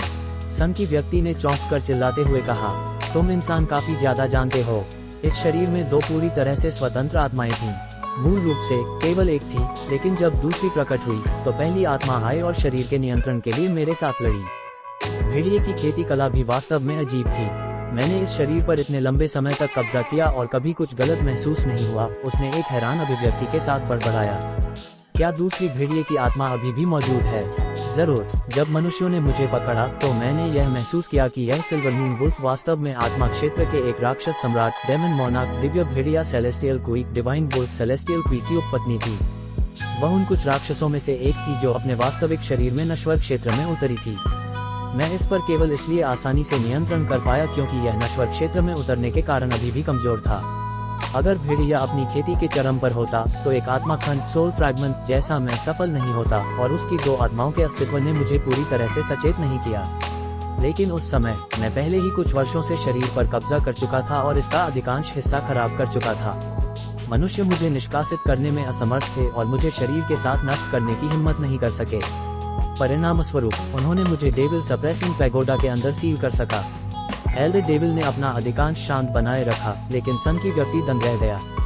इसका मतलब यह है कि दूसरी भेड़िए की आत्मा अभी भी उस शरीर में मौजूद है। एल्डर डेविल ने कड़वा हंसी हंसा और चांदी के भेड़िए के सिर को घूरा। सिर ने मीठे स्वर में हंसते हुए कहा, यह अब वहाँ नहीं है, लेकिन एक क्षण बाद उसे वापस आना चाहिए। तुम काफी भाग्यशाली थे कि जब तुमने मुझे जगाया तो मैं नियंत्रण में था। पवित्र पूर्वज, आपका क्या मतलब है? एल्डर डेविल का दिल थर्रा गया। ये बहुत सरल है। उस समय प्राचीन खेतीबों ने ब्लैकविंड फ्लैग का उपयोग करके मुझे इस आत्मा रहित भूमि में सील कर दिया और जानबूझकर दूसरी भेड़िए की आत्मा को निकाल दिया। फिर कोई कसर बाकी न छोड़ते हुए उन्होंने उसके लिए आध्यात्मिक क्या से भरा एक महल हॉल बनाया। परिणाम स्वरूप आत्मा समय समय पर इस शरीर पर नियंत्रण के लिए मेरे साथ लड़ने का प्रयास करती थी। जब वह खुद को थका लेती तो वह वापस जाकर अपनी शक्ति ठीक करती। क्योंकि मैं यहाँ सील हूँ और उसका सामना करने के लिए केवल अपने शरीर के भीतर की दुष्ट क्रिया पर निर्भर कर सकती, मैंने खुद को एक बड़ी प्रतिकूल स्थिति में पाया। नियंत्रण बनाए रखने के लिए मेरे पास ग्रेटर स्पिरिट फ्यूज आर्ट्स का उपयोग करने के अलावा कोई विकल्प नहीं था। क्या स्पिरिट फ्यूज आर्ट्स? आप पहले ही एल्डर डेविल के चारों आंखें झटके से चौंक गईं, क्षण के लिए आदर के स्वर में बोलना भूल गए। बिल्कुल सही, मैंने उसके साथ आत्माओं का विलय कर दिया ताकि एक पूरी तरह से नई आत्मा बन सके। उसकी आत्मा आधार बनी और मैं दूसरी थी। लेकिन शुरू में नव विलेत आत्मा अस्थिर थी और जब उन्होंने इस नई आत्मा को देखा तो वे पहचान नहीं सके कि वास्तव में क्या हुआ था। चूंकि वे उसकी पहचान सत्यापित नहीं कर सके, इसलिए वे मुहर जारी भी नहीं कर सके। उन खेतीबों ने उसके दर्जे के कारण कार्रवाई करने की हिम्मत नहीं की और जल्दबाजी में पूरे पहाड़ को सील कर दिया। परिणाम स्वरूप हमारी आत्माएं अजीब तरह से एक साथ सील हो गईं। अब जब 10,000 से अधिक वर्ष बीत चुके हैं, हमारी आत्माओं का विलय एक उत्तम परिणाम में स्थिर हो गया। लेकिन पिछले कुछ दिनों में दूसरे आधे ने चुपके से एक देवता परिवर्तन चरण के खेतीबा को फैंटास्मिक एयर में डुबो दिया, जिससे हमारी आत्मा कमजोर हो गई और फिर से विभाजित हो गई। हालांकि मुझे लगता है कि यह विभाजन का आखिरी मौका होगा। दूसरी तरफ महल से आध्यात्मिक क्रिया के साथ पुनः पूर्ति के बाद हमारी आत्माएं एक हो जाएंगी। जैसे ही काले भेड़िए का सिर बोल रहा था, उसने एक शांत स्वर बनाए रखा। हालांकि अन्य दोनों शब्दों से रहित थे। एल्डर डेविल लंबे समय तक चुप रहा और फिर एक कड़वी हंसी हंसा। महान पवित्र पूर्वज, क्या आप एक राक्षस की नई आत्मा हैं, या फिर भी हमारी पवित्र जाति के सदस्य हैं? भेड़िए के सिर ने उदासीनता से जवाब दिया, तुम्हारा क्या मतलब है? एल्डर डेविल चुप ही रह सका। एक क्षण के विचार के बाद सन की व्यक्ति ने कहा, चूंकि आपने हमें इतना विस्तृत स्पष्टीकरण दिया है, आपके पास अपने समकक्ष को रोकने की एक विधि होनी चाहिए। कृपया बोलने में संकोच न करें। भेड़िए की आंखों से बैंगनी प्रकाश चमका और बोला, ओह, मैंने अभी तक नहीं पूछा कि तुम जैसा एक इंसान ब्लड फ्लेम की सहायता क्यों कर रहा है। मुझे दिख रहा है कि तुमने अपना अधिकांश जीवन काल लाइफ स्पैन खत्म कर लिया है और मृत्यु निकट है। क्या ऐसा है कि तुम चाहते हो कि मैं तुम्हारे शरीर में दुष्ट क्रिया का संचार करूं? उस क्षण सन की व्यक्ति के चेहरे पर एक शत्रुतापूर्ण अभिव्यक्ति दिखाई दी। चूंकि आपने मुझे देख लिया है, मैं इसे और छिपाऊंगा नहीं। मैं उम्र के कारण मरने के बजाय अनंत काल के लिए दुष्ट मार्ग डेविल डाउ पर चलना पसंद करूंगा। क्या आप चाहेंगी कि मैं जीवन और मृत्यु के चक्र के अधीन हो जाऊं? काले भेड़िए के सिर ने सन की व्यक्ति की ओर एक नजर डाली। तुम्हारे शब्द काफी स्पष्ट और साहसिक हैं। चूंकि तुमने पहले ही अपने आप को समर्पित कर दिया है, अगर तुम मेरे पलायन में सहायता करते हो तो मैं तुम्हारे शरीर में दुष्ट क्या डेविलिश चीज का संचार करूंगी। मैं बदसूरत बात स्पष्ट कर दूंगी, तुम्हारी योग्यता के साथ तुम्हें केवल 50% सफलता का मौका मिलेगा। लेकिन तब भी दुष्ट क्या का संचार तुम्हारे जीवन काल लाइफ स्पैन को बहुत बढ़ा देगा, क्योंकि हमारी जाति की दीर्घायु एक सामान्य मनुष्य से कहीं अधिक है। ये तुम्हें देवता परिवर्तन चरण डेटी ट्रांसफॉर्मेशन स्टेज तक बढ़ने का एक और अवसर प्रदान करेगी। बड़े सिर वाले सन की व्यक्ति ने एक जंगली हंसी हंसी, केवल 50%। अगर ये 10वां हिस्सा भी होता तो भी मैं जोखिम उठाता। आगे बढ़ो और मुझे बताओ कि तुम्हें आजाद करने में क्या लगेगा। मैं सीधे बात पर आती हूँ। आत्मा विलय के मेरे वर्तमान चरण में एक बार जब दूसरी आत्मा मेरे शरीर में पुनः प्रवेश कर जाएगी तो मैं उनके पुनर्मिलन का विरोध करने में असमर्थ होंगी। इसे रोकने का एकमात्र तरीका इसे समाप्त करना है। ये कुनवु के 3 स्वामियों द्वारा व्यक्तिगत रूप से स्थापित एक ग्रैंड एग्जीक्यूशन फॉर्मेशन में स्थित है, जिसमें 81 दुष्ट वध करने वाली सबर 81 डेविल एक्सिक्यूटिंग सेबर्स शामिल हैं। अगर दुष्ट क्या पास आती है तो ब्लेड्स अभूतपूर्व शक्ति की एक सरणी बना देंगे। ब्लड फ्लेम इसे तोड़ने में सक्षम नहीं होगा। हालांकि तुम्हारी खेती कला न तो धर्मप्रायण है और न ही बौद्ध, लेकिन ये दुष्ट भी नहीं है। हमें भेड़िए की आत्मा के विनाश का काम तुम्हारे ऊपर छोड़ना होगा। जब तुम ये कार्य पूरा कर लोगे, तुम्हारे दुष्ट संचार का मामला भी संभाल लिया जाएगा। सिर की आवाज पूरी तरह से बदल गई और अब एक प्रलोभन से भरी थी, जिससे सन की व्यक्ति की अभिव्यक्ति हिल गई। एक क्षण बाद उसने अपने दांत पीसे किसी भी बातचीत का इरादा छोड़ते हुए और पूछा, ये कहाँ स्थित है? साथ ही ये काफी समझदार हैं। जहाँ से तुम आए थे वहाँ 2 सरणियाँ होनी चाहिए थीं। दूसरी तुम्हें भेड़िए की आत्मा तक ले जाएगी। सेक्रेड पॉइजन सेक्ट के एल्डर्स पहले ही वहाँ पहुँच चुके होंगे। ये परेशानी का कारण होगा। हालांकि अगर मैं उन्हें अनजाने में पकड़ लूं तो उनसे निपटना आसान होगा। मैं जल्दी करूंगा और वापस आऊंगा। उसने मंत्र मुद्रा में हाथ जोड़े और सरणी से एक चमक के साथ गायब हो गया। केवल एल्डर डेविल ब्लड फ्लेम वहां बचा था। सन की व्यक्ति के गायब होने के बाद भेड़िए की आंखें मंद पड़ गईं और उसके शरीर से एक डरावनी आभा निकलने लगी। उसके चारों ओर की जंजीरें गूंजने लगी क्योंकि उनमें से अनगिनत काली किरणें चमकने लगीं। पूर्ण उदासीनता के साथ सिर बोला, हे तीबर की उपस्थिति में मुझे उन कलाकृतियों के बारे में पूछना अनुचित लगा जिन्हें तुम वापस लाने में कामयाब हुए। एल्डर डेविल ने झुककर आदरपूर्वक कहा, पवित्र पूर्वज, मैंने पहले ही 5 कलाकृतियां खोज ली हैं जो हमारी जाति ने नश्वर क्षेत्र में छोड़ी थीं। भेड़िए के सिर ने शत्रुतापूर्ण स्वर में कहा, ये काम चला लेगा। तुरंत उन्हें बाहर निकालो। हालांकि मैं इस शरीर की केवल आधी जादुई शक्ति मैजिक पावर को नियंत्रित कर सकती हूँ, लेकिन अगर मैं संघर्ष करूँ तो ब्लैक विंड फ्लैग के प्रतिबंधों से मुक्त होने में सक्षम हो जाऊंगी। एक दिव्य आत्मा खजाना डिवाइन स्पिरिट ट्रेजर भी बिना किसी मालिक के मुझे नहीं रोक सकता। जी, एल्डर डेविल ने जल्दी से अपनी भुजाएं हिलाईं, प्रत्येक हाथ में एक काली दुष्ट कलाकृति डेविलिश आर्टिफैक्ट बुलाई, एक काला दर्पण, एक खूनी लाल अधिकार टोकन, एक जेड कमल और एक धूसर और जेड पट्टी। 5वीं के लिए उसने अपना मुंह खोला और एक छोटी बोतल फूकी। 5 कलाकृतियां तुरंत उसके सिर के चारों ओर लगातार घूमने लगीं। एल्डर डेविल ने एक लंबी सीटी बजाई और उसके शरीर से काली रोशनी बेतहाशा चमकने लगी। कलाकृतियां कांपने लगीं और तेजी से हवा में उड़ गईं। प्रतिबंधों ने तुरंत इसे महसूस किया और उज्ज्वल प्रकाश से हवा जीवन से भर गई। जायन कुनबु हॉल के फाटक पर खड़ा था और एक जिज्ञासु चेहरे के साथ उसके पार देख रहा था। ग्रेट नॉर्थ एसेंस लाइट्स, कौन सोच सकता था कि वे यहाँ दिखाई देंगी, जायन ने बड़बड़ाया। चांदी की तारों का घना घुमावदार झुरमुट निश्चित रूप से वही था जो उसने डेविल फॉल वैली में देखा था। हालांकि ये प्रकाश किसी भी चट्टानों से जुड़े नहीं थे और इसके बजाय महल के घने स्तंभों से निकल रहे थे। ऐसा लग रहा था कि ये दृष्टि से आंतरिक भाग को छिपा रहा था। जायन को पीछे से जंगली और क्रोधित हंसी सुनाई दी। भाई जायन, क्या तुम पहल करके ग्रेट नॉर्थ एसेंस लाइट में कूदने की योजना बना रहे हो, या हमारा इंतजार करोगे और हमें अपने हथियारों से अभिवादन करने दोगे? ये पुराने शैतान कियान की आवाज थी। जायन ने अपना चेहरा तोड़ा और मुड़ गया। उसने देखा कि फाटक की ओर जाने वाली गोल्डवेट स्पिरिट ट्री की पंक्तियों में से केवल दर्जन भर पेड़ बचे थे। पुराना शैतान कियान और अन्य लोग लगभग उस तक पहुंच गए थे। जैसा कि वे अंतिम पेड़ों को काटने के लिए अपने खजानों का उपयोग कर रहे थे, वे विभिन्न अभिव्यक्तियों के साथ जायन को देख रहे थे। राक्षसों को शुरू से ही ग्रेट नॉर्थ एसेंस लाइट्स के बारे में पता था और अन्य लोगों ने दूर से तुरंत पहचान लिया कि वे क्या थे। वातावरण चिंता और खुशी का मिश्रण था। एक तरफ जायन आगे नहीं बढ़ पाएगा, लेकिन दूसरी तरफ उनके लिए भी यह एक समान रूप से असंभव कार्य होगा। फिर भी पुराने शैतान कियान की आवाज अनियमित रूप से गूंज रही थी। ग्रेट नॉर्थ एसेंस लाइट अनभिज्ञ खेतीगों के लिए एक मृत अंत था। यह कोई आश्चर्य नहीं था कि पुराना शैतान दूसरों के दुख में खुशी शार्डनफ्रॉयडर मना रहा था। जायन ने उपहास किया और मुड़ गया, एक जेट काली अंगूठी निकालने के लिए अपने भंडारण स्टोरेज पाउच को थपथपाया। यह उसके चारों ओर एक बार घूमी और फिर 3 मीटर चौड़ी हो गई। ताबीज के अक्षर इसकी सतह पर घूम रहे थे। ये हेवन अर्थ रिंग्स में से एक थी। जायन ने विशाल अंगूठी की ओर इशारा किया और इसे आगे भेजा। उसी समय उसने जल्दी से इसे एक जादुई मुहर स्पेल सील से मारा और इसे एक काली बाधा में अपने ऊपर ढांप लिया। जब ये हुआ तो पुराने शैतान कियान की जंगली हंसी अचानक रूबी और अन्य सभी अविश्वास की अभिव्यक्ति के साथ देखते रहे। उसके पास ग्रेट नॉर्थ एसेंस लाइट के माध्यम से यात्रा करने की विधि कैसे हो सकती है? जैसा कि विचार उनके दिमाग से गुजरा, उन्होंने नए जोश के साथ गोल्डवेट स्पिरिट ट्री पर प्रहार करना जारी रखा। फिर उन्होंने उसकी आकृति को धुंधला होते देखा, जैसे वह चांदी के प्रकाश के घने गुच्छे के माध्यम से भागा जो उसके चारों ओर मरोड़ खा रहा था। मौजूद लोगों ने निराशा के साथ एक दूसरे को देखा। तेजी से, हम उसे खजाना नहीं लेने दे सकते। सिल्वर विंग नाइटफाइन झटके से चौंका और एक बदसूरत ग्रिम्स के साथ चिल्लाया, भले ही हम तेजी से कार्रवाई करें, इसका क्या फायदा? प्रकाश हमारा रास्ता रोक रहा है, गेतियानहाओ ने राग जैसे चेहरे के साथ कहा।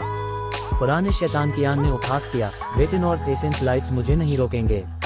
5 सिंह डेविल्स एक विशाल सफेद आकृति में मिल गए और अचानक बिना किसी बाकी पेड़ों की परवाह किए आगे कूद पड़े।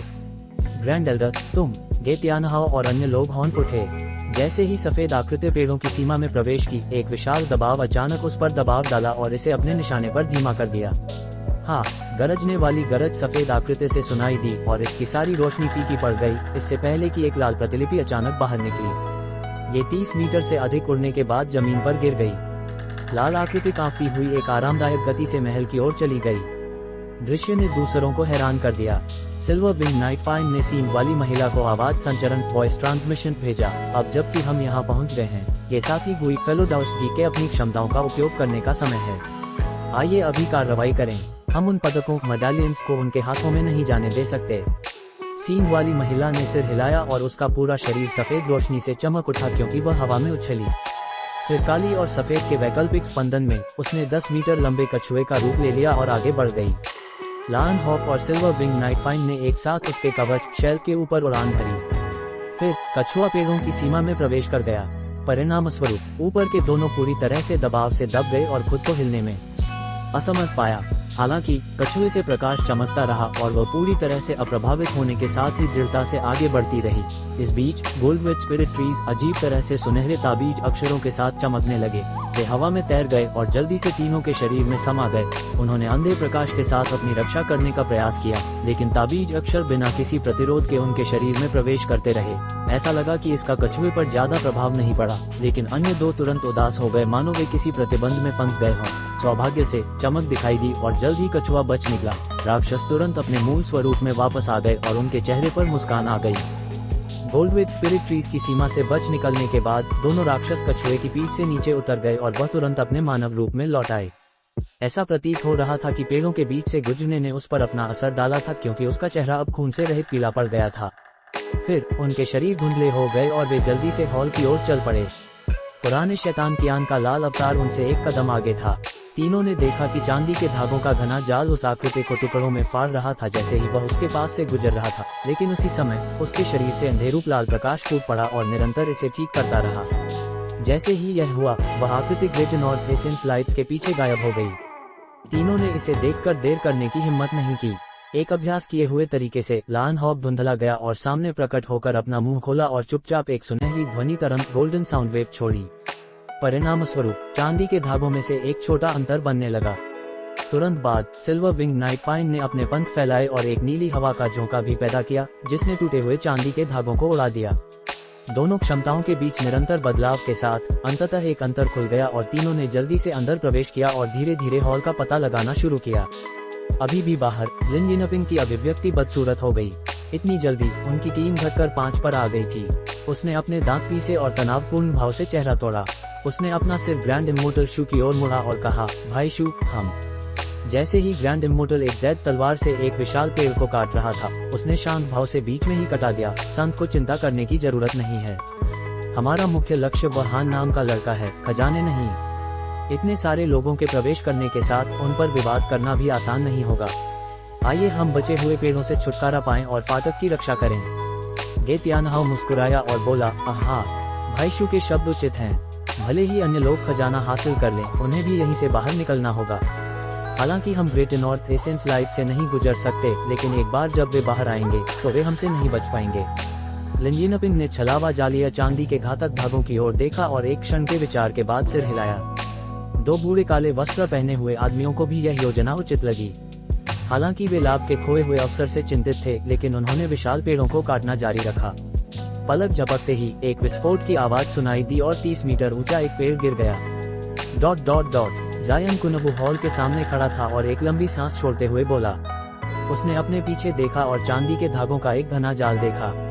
वे प्राचीन खेती पर काफी धूर्त हैं, जो ग्रेट नॉर्थ एसेंस लाइट्स के अंदर जानबूझकर एक भ्रम सरणी इल्यूजन फॉर्मेशन रखते हैं। अगर मेरी ब्राइट साइड स्पिरिट आइज ना होती तो ये काफी परेशानी का कारण होता, जायन ने बड़बड़ाया। उसने मुड़कर देखा और पाया कि वह कुनबू हॉल के पिछले हिस्से में था। इसे बहुत बड़ा नहीं माना जा सकता था, लेकिन वहाँ 2 पंक्तियों में विभिन्न शैलियों की लकड़ी की दर्जन भर कुर्सियां थीं जो एक आधिकारिक मामलों के हॉल का निर्माण करती थीं। इन पंक्तियों के अंत में उनके बीच एक हल्का सुनहरा कुर्सी थी, जिसके बगल में 3 मीटर ऊंचा एक मेज खड़ा था। कुर्सी आम gold string spirit would say बनी थी, लेकिन मेज चमकती हुई संगमरमर के एक टुकड़े से बना था। इसका पूरा शरीर साधारण नहीं था और आध्यात्मिक क्या से भरा हुआ था। इस समय एक हरी बाधा इसे ढांपे हुए थी, लेकिन वह उस पर रखी कुछ वस्तुओं को धुंधला देख सकता था। ये कुनबू हॉल के खजाने होने चाहिए।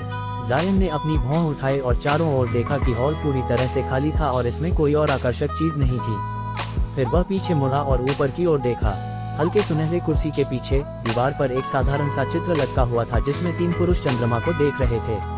एक बौद्ध, एक दाओवादी और एक कन्फ्यूशियन एक बांस के जंगल के अंदर खड़े थे और पूर्णिमा के चंद्रमा को देखते हुए किसी चीज के बारे में जोर शोर से बात कर रहे थे। चून की छवि केवल 1 फुट लंबी थी और समय की परीक्षा से फीकी पड़ गई थी। जायन ने पहले इस पर ध्यान नहीं दिया था, लेकिन अब इसने उसकी नजर पकड़ी और उसने चित्र की जांच की। काफी देर बाद जायन ने सिर झुकाया और अपने विचारों को सुलझाया। वह चित्र में आध्यात्मिक या शारीरिक रूप से कुछ भी अजीब नहीं देख पाया। हालांकि उसकी अंतर्ज्ञान इंट्यूशन ने उसे एक विशिष्ट अजीब एहसास दिलाया। ऐसी जगह पर इतनी साधारण वस्तु कैसे मौजूद हो सकती थी। जैसे ही उसकी अभिव्यक्ति बदली, जायन ने अचानक संकल्प के साथ अपना हाथ हिलाया। 3 मीटर लंबी सुनहरी रोशनी की एक लकीर निकली और उसने चित्र को फाड़ दिया। एक चमक में चित्र टुकड़ों में फट गया और टुकड़े जमीन पर गिर गए। क्या ये सिर्फ मेरी कल्पना है? जायन ने हैरान होकर सोचा, लेकिन चूंकि उसने पहले ही शुरुआत कर दी थी, वह मामले को अधूरा नहीं छोड़ने वाला था। अपनी आस्तीन की एक आकस्मिक लहर के साथ मुट्ठी भर आकार की कई अग्नि गेंदें उसके सामने प्रकट हुईं और उसने चित्र के अवशेषों को जलाने की तैयारी की। मालिक, सावधान! सिल्वर मून चिल्लाए। अपने डर में उसका आंकड़ा 8 सटीक प्रतियों में धुंधला गया, इससे पहले कि उसे पता भी चला कि क्या हो रहा है। उसी समय उसके पीछे 3 मीटर दूर जमीन से एक बड़ा पत्थर फट पड़ा। मलबे के पीछे से आध्यात्मिक प्रकाश चमका और कई अंधेरूप सुनहरे और चांदी की लकीरें जायन की प्रतियों पर पीछे से हमला करने लगी। एक स्पष्ट झनकने की आवाज सुनाई दी क्योंकि उनमें से एक को रोक लिया गया, जिससे एक सुनहरा चांदी शटल प्रकट हुआ। जायन हमले से लुढ़क गया और धुंधला होकर 20 मीटर दूर चला गया। फिर उसने सिर घुमाया और क्रोध और अलार्म से भरा चेहरा बनाया। अगर सिल्वर टेलस्टार शील्ड को उसने पहले से तैयार न किया होता तो वह संभवतः गंभीर रूप से घायल हो गया होता। उसके सामान्य रूप से भावशून्य चेहरे पर अब झटका और डर था और उसके हृदय में जलता हुआ क्रोध था। उसने अचानक अपना हाथ पलटा और चमकती हुई छोटी चांदी की ढाल को अपने हाथ में वापस बुला लिया। उसने अपनी दूसरी भुजा को झटका और 30 से अधिक छोटी सुनहरी तलवारें बुलाईं, मलबे के ढेर पर काटने के लिए। फिर एक महिला की हंसी एक प्रकाश की चमक में गूंजी और एक विशाल सुनहरा चांदी वस्तु प्रकट हुई।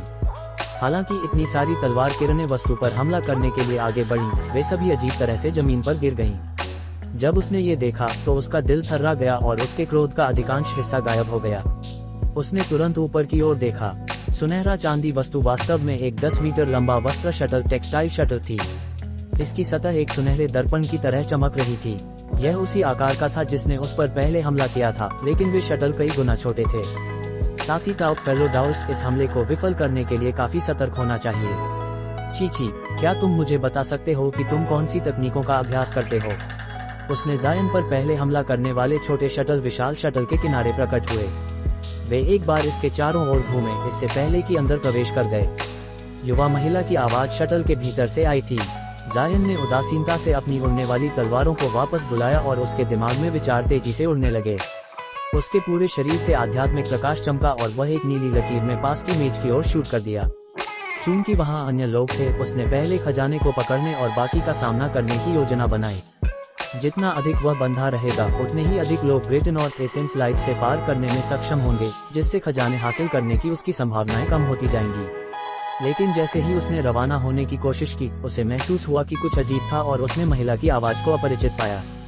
वह निश्चित रूप से उन राक्षसों या इंसानों में से एक नहीं थी जिसे उसने अब तक देखा था। क्या ऐसा था कि कुनबु पहाड़ में प्रवेश करने वाले और भी लोग थे जो उनसे भी तेज गति से अंदर घुसे थे? युवा महिला ने अचानक अलार्म के साथ चिल्लाया। जायन 60 मीटर से अधिक दूर था और मेज के ऊपर पहुंच गया था, लेकिन तभी उसके ऊपर की हवा अचानक बदल गई और एक नीला अजूर स्कार्फ उसके सिर के ऊपर प्रकट हो गया, इससे पहले कि वह उस पर गिर गया। ये लगभग 20 मीटर चौड़ा था और तब प्रकट हुआ जब वह सबसे कम उम्मीद कर रहा था, उसके ठीक बगल में। यहाँ तक कि उसकी विशाल क्षमताओं के साथ भी वह असहाय था, क्योंकि यह उसे ढांप लिया। वह पूरी तरह से फंस गया था। नीली रोशनी ने हर जगह चमकाया जहां उसने देखा, और उसने मन ही मन श्राप देते हुए सिल्वर टेलस्टार शील्ड को जल्दी से प्रकट किया। फिर उसे एक सफेद कोहरे की परत ने घेर लिया। एक महिला अजीब तरीके से नीले स्कार्फ की सतह पर प्रकट हुई, जो इमोर्टल फॉर्म सेक्ट की लेडी मू थी। जायन के ट्राइफ्लेम फैन की शक्ति को देखने के बाद उसे स्वाभाविक रूप से पता था कि स्कार्फ उसे लंबे समय तक नहीं रोक पाएगा, लेकिन अपने हमले की सफलता के साथ वह देर करने की हिम्मत नहीं कर सकी और मेज की ओर शूट कर दिया। उसने हाथ उठाया और एक चांदी का command medallion silver command medallion निकाला। फिर एक चमक में इसने चांदी की रोशनी की धुंध के साथ मेज को ढांपने वाली हरी प्रकाश बाधा पर हमला किया। चांदी की रोशनी की चमक के तहत प्रतीत होने वाली भयंकर बाधा पिघल गई और वहां रखे खजानों का वास्तविक स्वरूप प्रकट हो गया। 4 लाल लकड़ी की टाइलें, एक छोटी बैंगनी तलवार, एक हथेली के आकार की भिक्षु छड़ी और लाल प्रकाश से भरा एक स्क्रॉल और एक जीवंत पंजे वाले ड्रैगन की छाप वाला एक गहरा हरा ब्लॉक सील। लेडी मू ने अपनी अंगुली डार्क ग्रीन सील पर इशारा किया।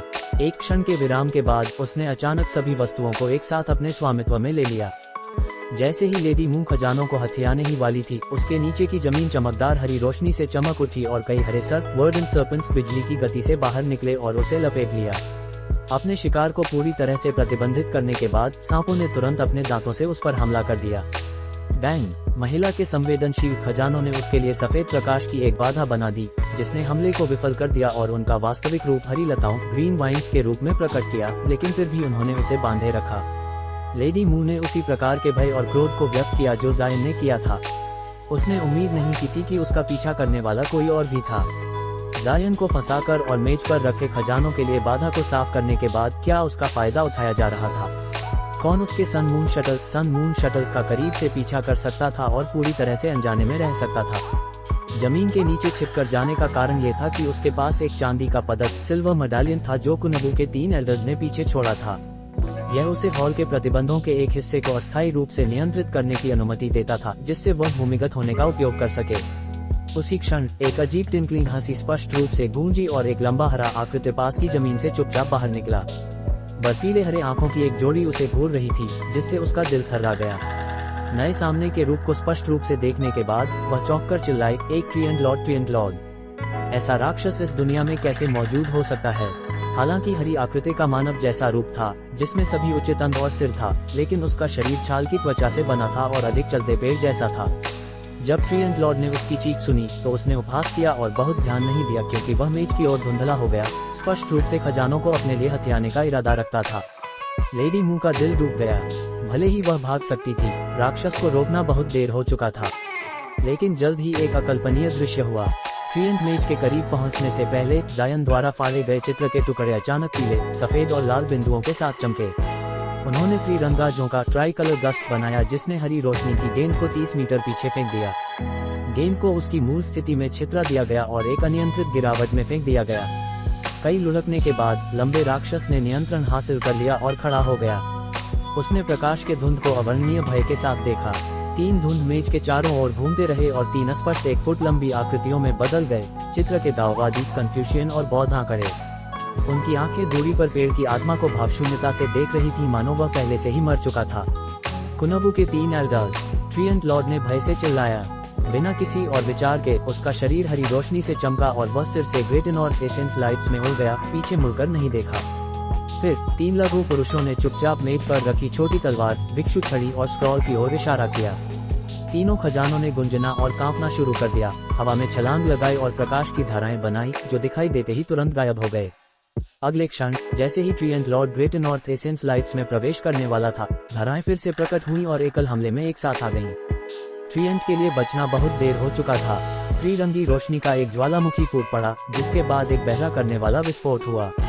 एक पल बाद हरी रोशनी ने सब कुछ डुबो दिया, क्योंकि यह सूर्य की तरह चमकी। जब यह अंततः फीकी पड़ी तो पीछे केवल 3 खजाने बचे थे। संयुक्त हमले ने भयानक ट्रिएंट लॉर्ड को पूरी तरह से वाष्पीकृत कर दिया। उसी समय 4 लाल लकड़ी की टाइलों में से एक राख में जल गई। राक्षस को नष्ट करने के लिए उपयोग किए गए 3 खजाने हवा में एक बार घूमे और फिर मेज पर अपनी मूल स्थिति में तैरते रहे। जहां तक तीनों पुरुषों का सवाल था, वे ऐसे गायब हो गए मानो उनका कभी अस्तित्व ही नहीं था। ये 3 आत्मा इंद्रिय थ्रेड्स ऑफ स्पिरिचुअल सेंस के धागे थे, जो कुनबू मास्टर्स ने ये सुनिश्चित करने के लिए छोड़े थे कि खजाने किसी भी राक्षस या अन्य दुष्ट प्राणियों के हाथों में न जाएं। वे कुनबू हॉल में मौजूद अंतिम प्रतिबंध थे। ट्रिएंट लॉर्ड 4 राक्षसों में सबसे बड़ी खेती रखता था, लेकिन इसे खजानों द्वारा एक ही हमले में नष्ट कर दिया गया। इतनी अचानक मौत का सामना करना उसके लिए पूर्ण दुर्भाग्य था। लेडी मू ने घटनाओं के इस अचानक मोड़ पर खुशी मनाई।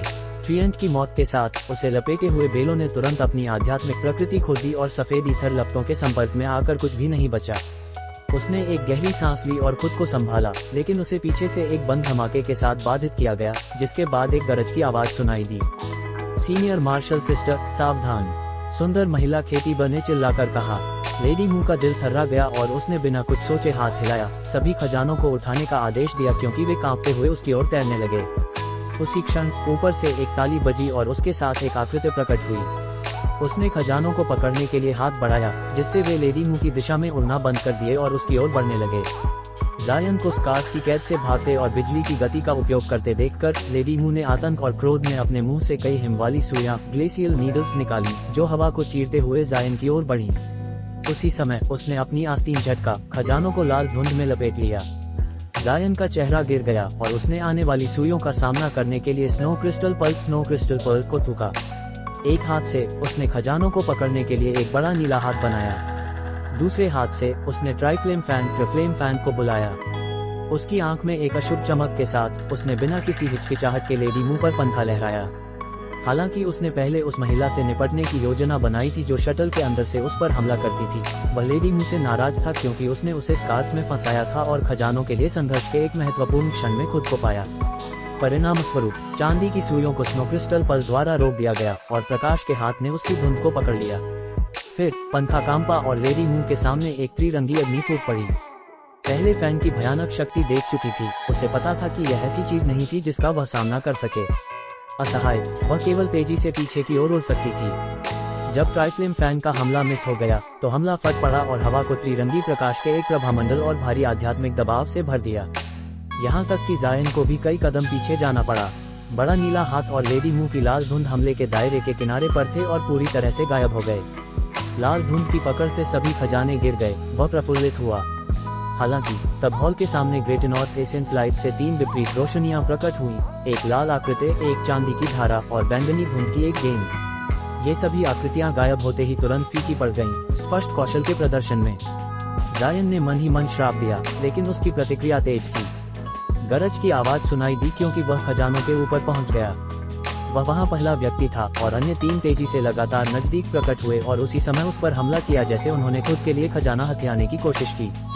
किसी और का सामना करने में असमर्थ, उसने नीली धुंध से अपने सबसे करीबी 2 खजानों को जल्दी से झाड़ दिया, एक लकड़ी की टाइल और एक चमकता हुआ लाल स्क्रॉल।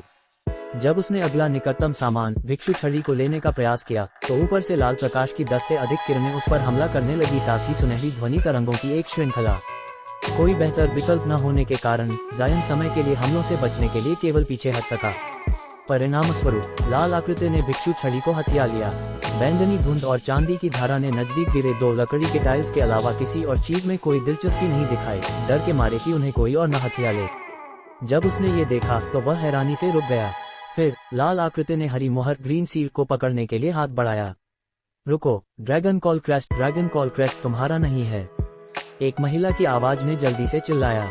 एक सफेद व्हाइट जेड रूलर अचानक लाल आकृति के ऊपर तैर गया और बिना किसी दया के उसे मारा। रूलर के जमीन पर पहुंचने से पहले ही इसने एक बौद्ध मंत्र, बुद्धिस्ट चांट जैसी आवाज निकाली और आसपास की हवा में अनगिनत सफेद कमल बुलाए, जिनमें से हर एक कटोरे के आकार का था। वे सभी 7 रंगों के बौद्ध प्रकाश के साथ चमक रहे थे, न केवल आकृति को बल्कि चांदी की धारा और बैंगनी धुंध को भी ढांपते हुए। ये तो ऐसा हुआ कि जान का पिछला पीछे हटना उसे रूलर के हमले की सीमा से बाहर ले गया। स्तब्ध होकर जान ने महिला की चीख सुनी और कमल एक साथ फट पड़े, एक साथ मिलकर प्रत्येक एक विशाल कमल की पंखुड़ी बनाने लगे। अनगिनत बौद्ध लिपियां हर पंखुड़ी से बाहर निकली और एक सेना की तरह हॉल में गूंजने लगी। फूल के अंदर फंसे तीनों आकृतियां कोई भी खजाना उठाने में असमर्थ थीं और सभी लहराने लगी मानो वे नशे में हों।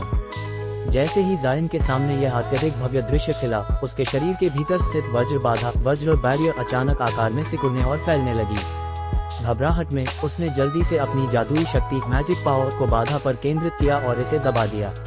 फिर उसने दूर कमलों की ओर एक गहरी नजर डाला, इससे पहले कि अपने पंख फड़फड़ाकर दृष्टि से गायब हो गया।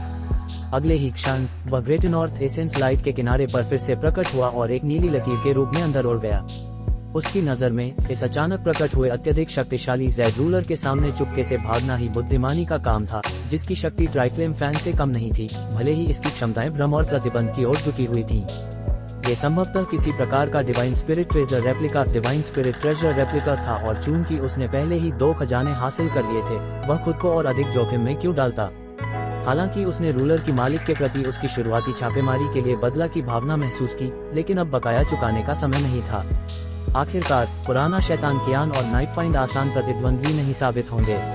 अपनी शक्तियों पर उसे कितना भी विश्वास क्यों न हो, उन सभी के एक साथ हमला करने पर उसकी जान खतरे में पड़ जाएगी। विशाल सुनहरा चांदी वाले शटल में छिपी सुंदर महिला ने मंत्र मुद्रा में हाथ जोड़े और तनावपूर्ण अभिव्यक्ति के साथ सफेद जेड रूलर को नियंत्रित किया। हालांकि उसने देखा कि जायन पीछे हट गया है, लेकिन वह उस पर ध्यान देने में बहुत व्यस्त थी। आखिरकार उसने महत्वपूर्ण ड्रैगन कॉल क्रेस्ट को नहीं लिया था। लेडी मू ने देखा कि उसकी जूनियर मार्शल सिस्टर ने पुराने शैतान कियान और अन्य लोगों को विशाल इंद्रधनुषी कमल में फंसा लिया है। उसने उस दिशा में नफरत से एक नजर डाली जिधर जायन भागा था और फिर वह भ्रम में प्रवेश कर गई। अपनी जूनियर के नियंत्रण के कारण वह इसकी शक्ति के किसी भी प्रभाव से मुक्त थी और उसने आसानी से ड्रैगन कॉल क्लैस्ट को पकड़ लिया। लेकिन जब उसने इसके बगल में रखी छोटी बैंगनी तलवार को पकड़ने के लिए हाथ बढ़ाया तो बौद्ध प्रकाश चमका और उसके ऊपर कमल का एक हिस्सा ढहने लगा।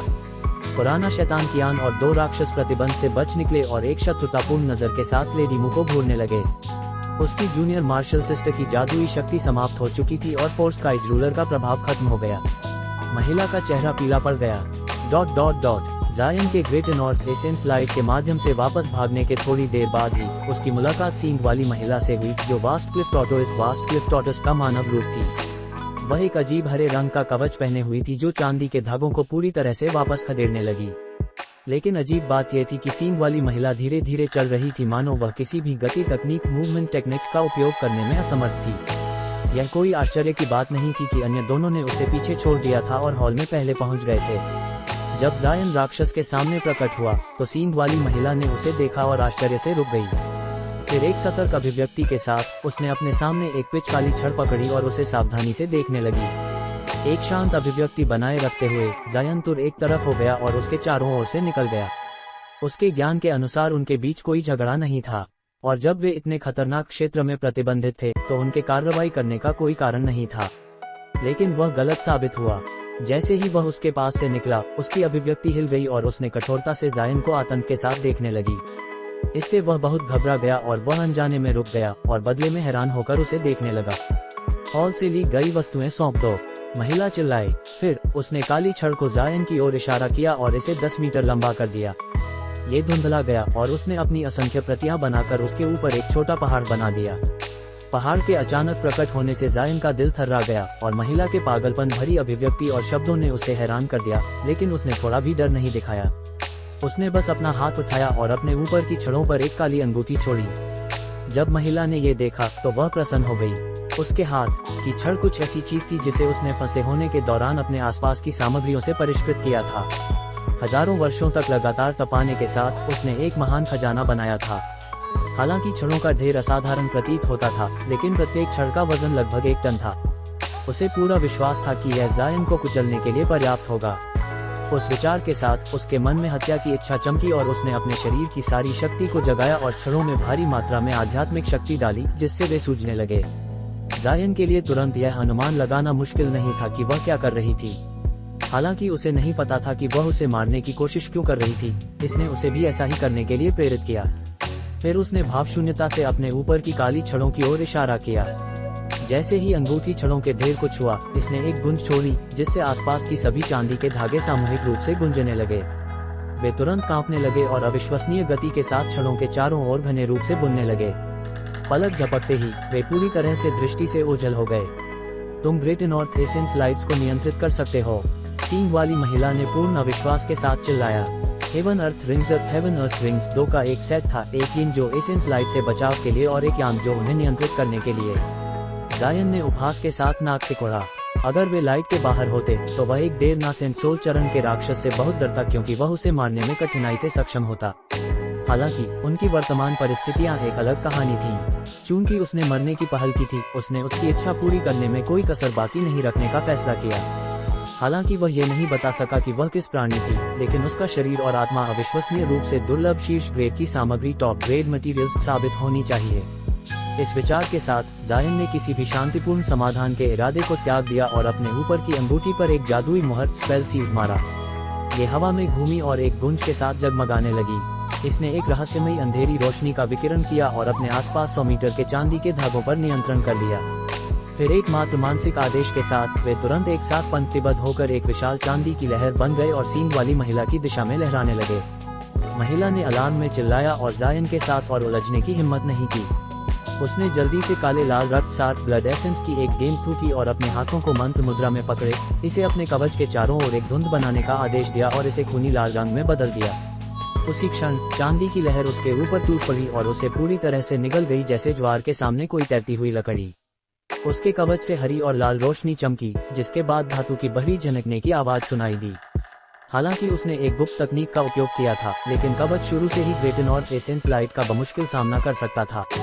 अब जब पूरी ताकत से बड़ी मात्रा में हमला हुआ तो उसका कवच पलक झपकते ही छेदों से भर गया। महिला ने चेहरे पर विकृत दर्द के साथ चीख मारी और उसने अपने हाथ कवच पर रखे, जिससे धूसर प्रकाश की कई परतें पत्थर जैसी सामग्री में घनी होकर रक्षा की एक अतिरिक्त परत बनाई और चांदी के धागों के हमले से उसके कवच के क्षरण को धीमा कर दिया। पत्थर हमले के नीचे उतनी ही जल्दी से मलबे में बदल गया, जिसने महिला को अपनी वास्तविक सार ट्रू एसेंस का उपयोग करके इसे लगातार फिर से भरने के लिए मजबूर किया। एक नज़र में ये केवल समय की बात थी कि यह पूरी तरह से नष्ट हो जाएगा।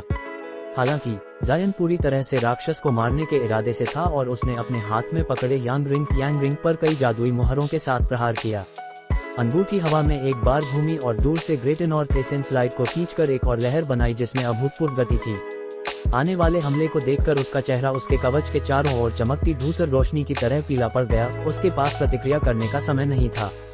इसने उसे मारा और उसका कवच पूरी तरह से टूट गया। इसके पूरी तरह से ढहने में केवल एक पल लगेगा। पूर्ण भय के साथ उसकी आंखें तेजी से इधर उधर भागी और उसने चिल्लाकर कहा, रुको साथी ताओ, कृपया मेरी जान बख्श दो। मैं आपको अपना मालिक मानने और आपकी आत्मा जानवर स्पिरिट बीस्ट बनने को तैयार हूँ। प्रकाश ने उसके कवच के एक हिस्से को भेद दिया और उसकी भुजा को मांस के लुड़के में बदल दिया। उसने जीवन जीने के कई वर्षों को देखते हुए वह इस तरह की जगह पर मरने के लिए कैसे तैयार थी। मेरी आत्मा जानवर बनो। जायन की अभिव्यक्ति बदल गई और उसने अस्थायी रूप से अपना हमला रोक दिया। चांदी की लहर के नीचे फंसी महिला को घूरते हुए उसने शांत भाव से कहा, क्या तुम मुझे एक बच्चा समझती हो? आत्मा प्रतिबंध तकनीकें, सोल रिस्ट्रेन टेक्निक्स तुम्हारे स्तर के राक्षसों पर कोई प्रभाव नहीं करती हैं। तुम कैसे मेरी आत्मा जानवर बन सकती हो? अगर महिला ने जल्दी से जवाब न दिया तो वह तुरंत बिना किसी हिचकिचाहट के उसे मार देगा। वह उसे कुछ भी बचाने के लिए समय खरीदने का मौका नहीं देने वाला था। उसकी हत्या की इच्छा अभी तक फीकी नहीं पड़ी थी। ये देखकर उसने भयभीत होकर कहा, एक तरीका है। आपने कुनबू हॉल से एक वस्तु प्राप्त की है, मेरी सोल बाइंडिंग टाइल। उस वस्तु के साथ मैं प्रतिबंधित हो जाऊंगी।